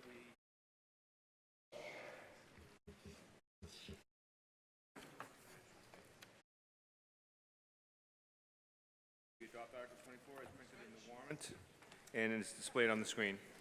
So we have a motion to move Article 24 forward. Is there a second? Second. Okay, any discussion on Article 24? Some brief discussion would be appreciated. Thank you. Those people who had the over-under on the meeting at 10:15 would really appreciate you moving quickly. Appreciate that? Go ahead. I'm going to press this button as quickly as I can, and for those of you who know me, you know that I can speak very quickly, so I'm certainly here to answer any questions if I go way too fast and create too much confusion. So we're going to be talking about our capital plan, in many ways the most exciting aspect of what we do. So although the budget may at times be boring, the capital plan is our way of seeing our work come to fruition. We actually see buildings, we see improvements. And a capital project can fit into any one of these categories, everything from an ambulance and a street sweeper to a new building like Town Hall. Typically it has to have a useful life of more than 5 years or $25,000. Significant improvements for us, or our focus, is we develop a 5-year capital plan. Every project that is submitted, school and municipal government from any department, is rated on a very specific criteria to determine its importance and its significance to the community. We develop a 5-year plan, and in some cases, quite frankly, start to consider projects 6, 7, or 8 years out to make sure we're not just looking at what's important today, but what's happening in the long term as well. So where are the requests? These are the different ways that you as a body can see capital requests. Almost all of the requests fall into the first category, which is the annual capital plan. That's what Article 24 is about. The annual operating budget can have some capital expenditures in it, and we have on occasion done that. Town meeting can have a separate warrant article for a capital project. We did not have that this year and have not commonly had that over the last several. And then later on in the town meeting, you'll see the Community Preservation Act, and many of the requests for funding in that article are also capital funding requests. What's a capital improvement plan? It is my obligation under the charter to produce a capital improvement plan on an annual basis and provide that for approval by the Board of Selectmen. Ultimately, the Finance Committee goes through a review process and makes a recommendation to this board. Both the Board of Selectmen and Finance Committee have approved the capital improvement plan that I submitted to them, so there is consensus around the plan that's currently being submitted. The general fund capital improvement projects this year represent a total of 10. They're $9,647,500. We are getting grants specifically to improve our roadways in the tune of $820,000. The town of North Andover takes the unusual step of investing 50% more than the money we receive from the state and adds that to the grants for the purpose of improving our roadways. The roadway improvement plan is in the capital improvement plan, which is posted on the town's website.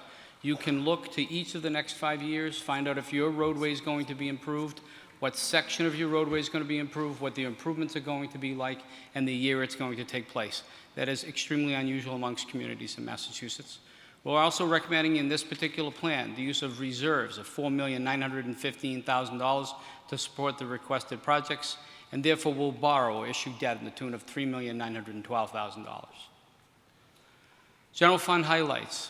The roadway improvement plan, which I mentioned, is a total of $1,685,000. $1.2 million is to general roadway projects. And again, I suggest if you want after this town meeting or at any time, look at our capital improvement plan to find out if your road or your neighborhood is impacted in a positive way. In addition to that, we're continuing a multi-phased investment into the mill area. We've seen great economic growth. I'm here to report to you that the mills today employ more than 2,000 people in an area where only 3 or 4 years ago we lost 500 or 600 employees as major businesses moved out of the community. There's a lot happening in that area. We continue to partner with them to improve it to make sure that they remain viable. The facility master plan has been at the center of the capital plan now for 6 years running. It is a unique plan that has looked out over the next decade and made a determination as to which assets in the community, these are building assets, need improvement, expansion, or replacement, and found a way to fund those projects all within the capital plan without the need for a debt exclusion override. This year, we're proposing phase 6 of the project, which was first, again, improved by this body in fiscal 2012 and has been approved each and every year, one project at a time, over the last several years. The projects this year within the plan are a kindergarten building to be constructed near the Earl Childhood Center at a cost of $6,175,000. And to begin the study and design to expand our existing senior center to recognize the growth of our senior population so that next year, as part of phase 7, we would come back and request the funding for the final project, which is an expansion to our senior center. In addition to that, we make annual investments in the area of technology. This year, we're also making additional investments to replace the sport turf fields out front here and out back. And we, on a regular basis, as Mr. Callahan identified, invest in our school maintenance to offset the possibility of deferred maintenance in the long term. Let's talk a little bit about the facility plan because it is really the centerpiece of our work as relates to capital projects. It is unrivaled in the state. I can tell you we receive calls from other communities who are wondering how we're moving forward with such an aggressive plan, how we've been able to do it without the benefit of debt exclusion override. I can tell you that on many town meeting warrants, 3 minutes, please. Thank you. 2 minutes? Couple more minutes. Thank you very much. I saw you coming. I can tell you that we receive those calls on a pretty regular basis, and if you look around the state, the various websites, you will find now study committees being put forward to match this kind of plan.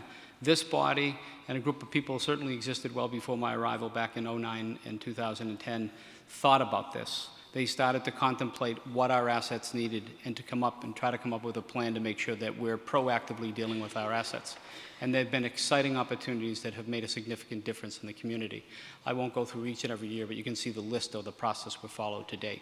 The promise we did make in 2012 is in the first year of every project, we would ask you for the dollars to fund design or study. Then we would come back in the next year with an exact cost to make sure that it was verified. So you would get to see that the work we proposed was going to be able to happen and happen within the time frame proposed and at the budget we proposed. And so we asked you for the benefit of, one, approving the first project, which took a leap of faith back in 2012, and then we promised in return we would come back each and every year and deliver to you the product and make sure that it was consistent with what we had proposed. So what have we done to date? Looking at some, I'll click on 2 here. Total projects will, at the end of the 7 phases, total a little over $30 million, all funded within debt service and with no need for an exclusion. The first project, in many ways, the one I'm most passionate about in some really interesting ways, is the Kittredge School gym. For those folks who had seen the Kittredge School before a gymnasium, you recognize that they lived out of a Catholic gymatorium and try to put on functions and events and other things of a wonderful school, and try to do that all within a space which is probably about 1/10 of the space you're currently sitting in. This gym today has transformed, in my opinion, the ability to use that school as an educational center for our school district. A school administration building, one that I think came with at least some level of debate today, serves as a center for our school administration, got us out of rental space where we were spending more than $100,000 a year, not toward education, but toward rent. And today those dollars are used by the school district to deliver on education. The following year, we put forward a central fire station that had been discussed for more than 25 years without the ability to deliver on that product. And this body, with the support of the plan we developed, came through and funded this fire station. It was constructed remarkably efficiently. We've had many communities come look at the fire station to figure out how we did it at the cost we did it at, and quite frankly serves as the center now of our fire service in the community. That was delivered in November 2015. This is a very favored project for many. 1 year later, we delivered on a renovated, expanded town hall using the former fire station space, as you see in the lower corner. We kept the historical integrity of the building intact. We've created a center of government, a place that folks want to congregate, want to visit, even if they're paying their taxes, usually want to visit. I think they still come there for that benefit, but overall really represents the community as we know it. We're in the project of constructing renovation expansion to the DPW facility. That was the project last funded, and again, is on time and on budget. And this year, what is essential is that we approve the funding to build and construct a kindergarten, which will allow us to address the class size issue we have at the elementary level, bringing class sizes over time from 23.5 students per classroom to 19.5, or give or take a point something in there in terms of my averages.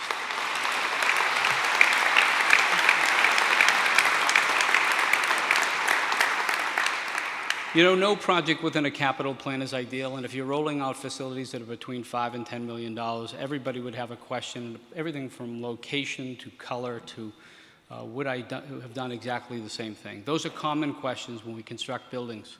What's important about this particular request, which is supported by the school committee, Board of Selectmen, Finance Committee, and I certainly know our great superintendent, is that it gives us the ability very quickly and very practically to address classroom size, an issue we should all care about in a way that is fundable today and practical.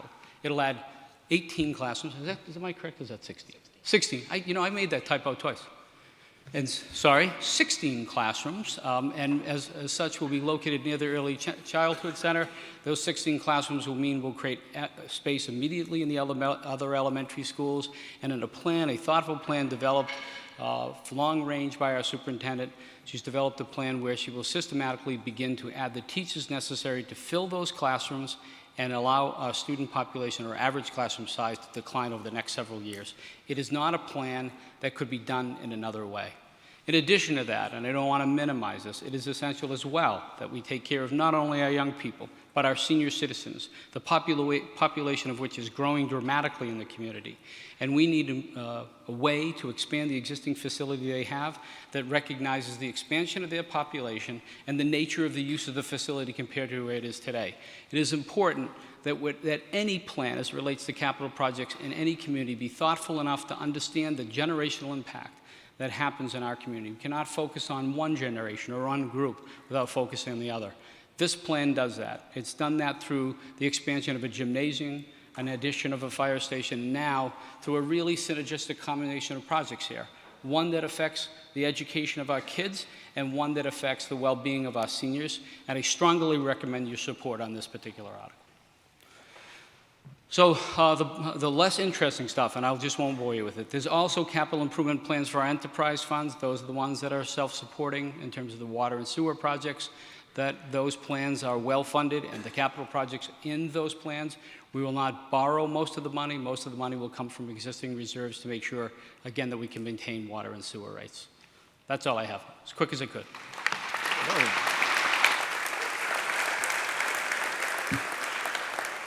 When you have a public administrator with that kind of passion, I just couldn't cut him off. So thank you.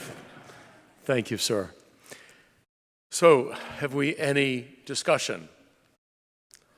I didn't think so. All those in favor of the motion, please say aye. Aye. Those opposed?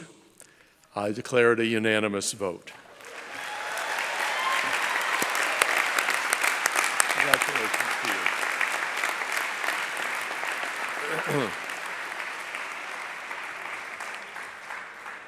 Article, and I apologize, I didn't ask the FinCom for their opinion on the last article. I think we heard it already, so thank you. Article 25 and 26 are again consent items where we're twinning them, and they're a bit of housekeeping that we deal with on an annual basis. May I hear a motion, Mr. Callahan? Move to adopt Articles 25 and 26 as displayed on the screen and printed in the warrant.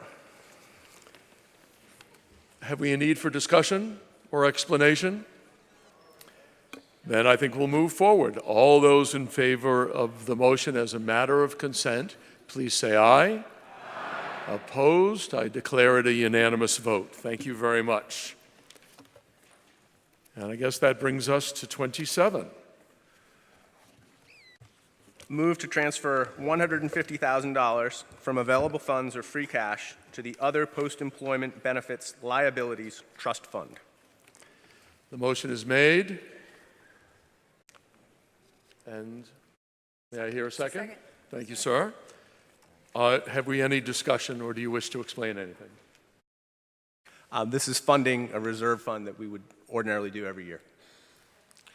Any need for further discussion? All those in favor of the motion, please say aye. Aye. Those opposed? The motion passes unanimously. Article number 28.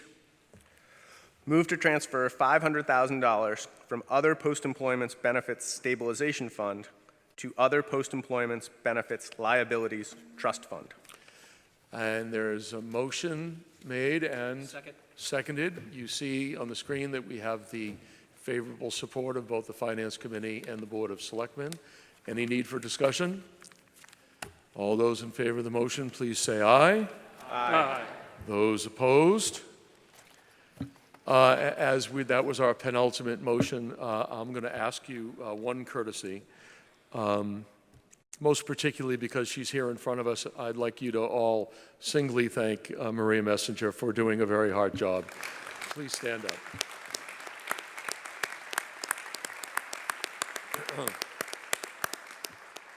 A couple of other people are very important for us to notice. First of all, the town clerk, this is as much her meeting as it is mine. Thank you. To her and her staff, to North Andover Public Schools and the Community School Program, for the child care that was provided this evening, for all of the officials who have done so much work, to NACAM, Brian Frazier and his staff for live streaming and broadcasting this. You can watch it for the next month ad infinitum if you'd like. And we have a wonderful vendor, and Dennis, you're just known as Dennis, and that's all you need to be. Dennis, thank you for the sound and video that we have here that's so designated. It helped make our other room work and this room more efficient. Thank you. And lastly, the person who absolutely had the hardest job, not only keeping tabs on everything that it was handled here in terms of the screen, tabulating vote, and communicating with the other room, but the town's enormously competent IT director, Chris McClure.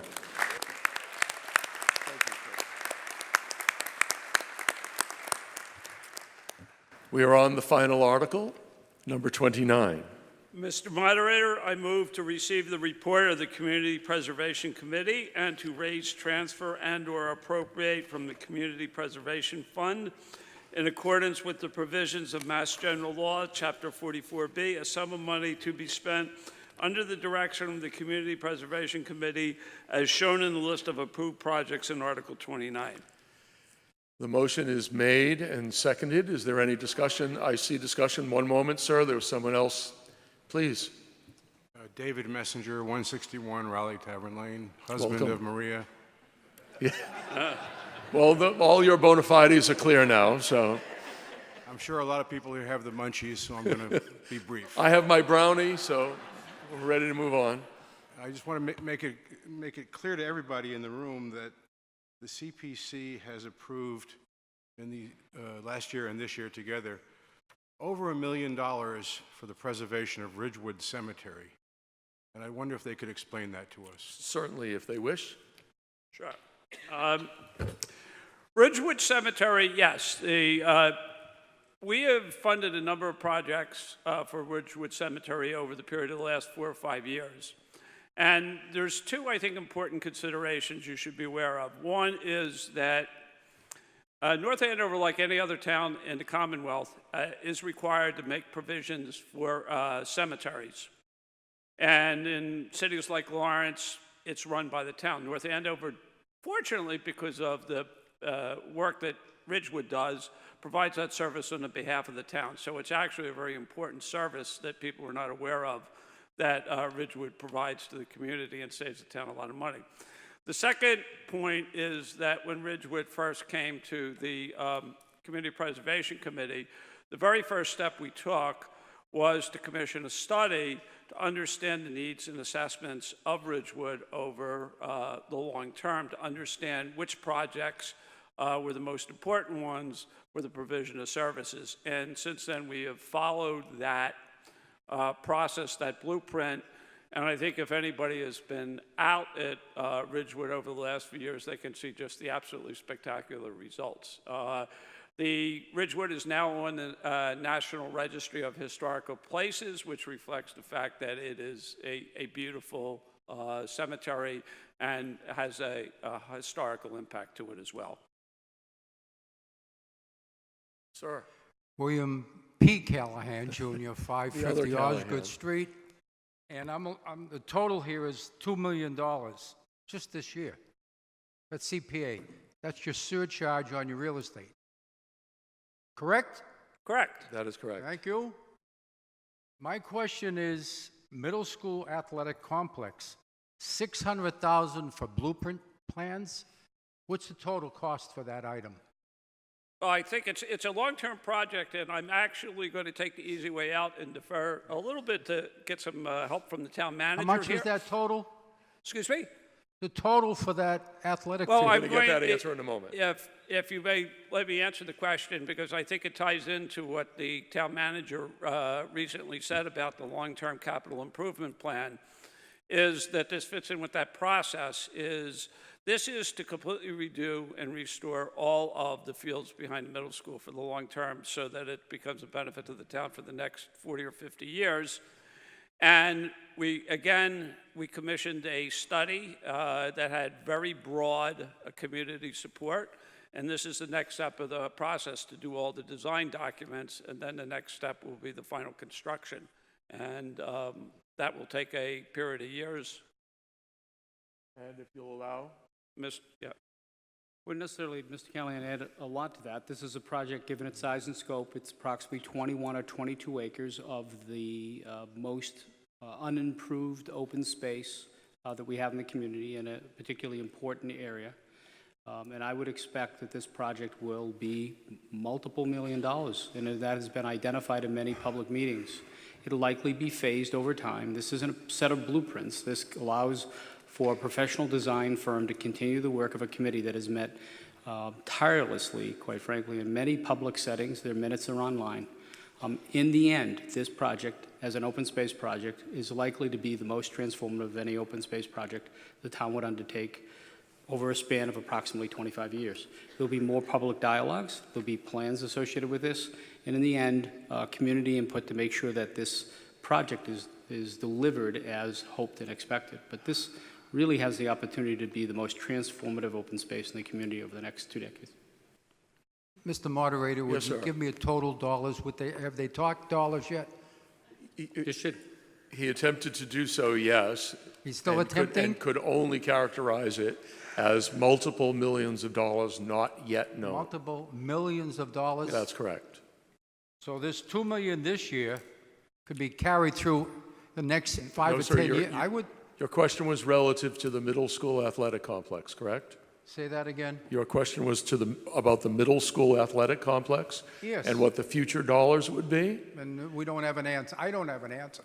The best answer that can be given to you at this moment, according to the town manager, is multiple millions of dollars, not yet known, but to be spent over a larger span of years. It's all under CPA, right? Oh, I don't know that that is an accurate characterization. Well, ask Mr. Simon. That Well, would, the answer is Whoa, it's... whoa. Thank you. A narrow answer to the question, please. To answer your question, it hasn't been determined how much of the funding will come from CPA versus how much will come from the capital budget or other sources. If you remember the capital budget presentation that the town manager gave, said that the funding comes from multiple places. In the same way, the funding for town hall, a part of the funding for town hall came from CPA, but most of it came from the town budget. Thank you very much. You're very welcome, Mr. Callahan. Mr. Chairman, if I could just recommend to Mr. Callahan and anybody else, one, if you could refer to the town meeting, the town's website for minutes associated with the Fields Committee meeting, and I certainly would encourage any of you who have an interest. This project is that significant to the community. If you could imagine a campus of the middle school, Atkinson, kindergarten, and the prospect of having a space which includes the ability for seniors to walk around and an amphitheater and all those kind of things that would improve the community from a quality of life perspective. I encourage all of you to look at their minutes, and I encourage all of you to attend their meetings, which are publicly posted and publicly held, so you can understand more about this project. It's that important to the community to understand, and I would encourage Mr. Callahan and everyone else in this room to do so. Sir. Stan Novak, 26 Pembroke Road. One more question on numbers. Family housing, Francis and Baldwin Street. I don't know how big that is, but door replacement and exterior lighting, $200,000. How many doors and how many lights is that? Yes, that is the Veterans Housing Project, and I can't tell you exactly off the top of my head how many doors and exterior lighting, but what we have received from the applicant is a detailed list of all the costs. We always insist on that we get sort of preliminary bids so we know. And then we go through a due diligence process. It has to be bid out when they actually go out for that. And typically our projects for affordable housing do end up under budget. Thank you. Excuse me, anyone from the Housing Authority here so we can get the gentleman an answer? Mr. Manager? Important thing to note for any housing housing authority project is they must go to public bid like the rest of the public entities, and that's further reviewed by the Commonwealth. So ultimately what the CPC will fund relative to this project will come with a substantial amount of material supporting this specific project. So the not intended to be fresh answer is all of the doors and all of the lights. As it relates to an inventory, I can't give a specific, but it's important to understand that there's a built-in control around this kind of appropriation that involves the state and its ability to agree to this project, however defined by the Housing Authority. Thank you, sir. Michael Quinlan, 40 Cedar Lane. Welcome. Thank you. I have a question. For CPA, is there any matching funds from the state that there used to be? I mean, yes, there still are. This past year we got about 23%, close to $400,000. And on top of that, we get two other, I think, sources of money that come in sporadically. One is that most of our projects, there's a lot of sweat equity associated with it, so that people volunteer their own time and effort, which defrays the cost of a lot of the projects. And in some cases, there's private fundraising associated with the project or state grants, depending on the type of project. On several of the land projects we've done in the past, we've gotten well north of $1 million worth of grants on top of that. So it's a good form of leverage. Okay, thank you. Coach. Mr. Moderator, Dave Brown, 35 Old Farm Road, a member of the Fields Committee for the past 10 years. I've been vice president of the Little League. I've been a delegate of the Booster Club for a number of years. Just to speak briefly about the middle school project and how important it is to the future. As one of the people who've been juggling fields and trying to get things scheduled and to happen for our youth, I could tell you it's been challenging, let's just put it that way, for the past many years. It's only going to get worse. I might briefly mention that, we've been, through the generosity of the folks that own 1600 Osgood Street, had access to quite a few fields there. It's likely to go away, very likely to go away soon. So that middle school project is critical to the future of the youth sports programs in town. I just wanted to point that out. Thank you. And I think we'll allow the Finance Committee the last word on this article. The Finance Committee reviewed the proposals and found them to be acceptable and pretty well planned. And I think one of the most important things about the CPA is that any citizen in town can make an application to the CPA that falls in those three areas of historical preservation, affordable housing, and open space. And so I think it's important for people to know that this is coming from the community at the grassroots to apply for these funds. And while a select number come from town government, most do not. Are we ready for the motion? Thank you. All those in favor of the motion, please say aye. Aye. Those opposed, say no. I declare a 2/3 vote. Ladies and gentlemen, we're at dissolution, and I go back to the beginning and welcome Mr. Valancourt's comments. Mr. Moderator, I move that this 2017 annual town meeting be dissolved, and with the sincere thanks of this board for all those who participated actively, passively, and online at home. Thank you very, very much for your participation tonight. Thank you. The motion is made and seconded. I assume no discussion. All those in favor, vote with your feet. Say aye at the same time. Those opposed, it is a unanimous vote. Thank you once again. Good night, all.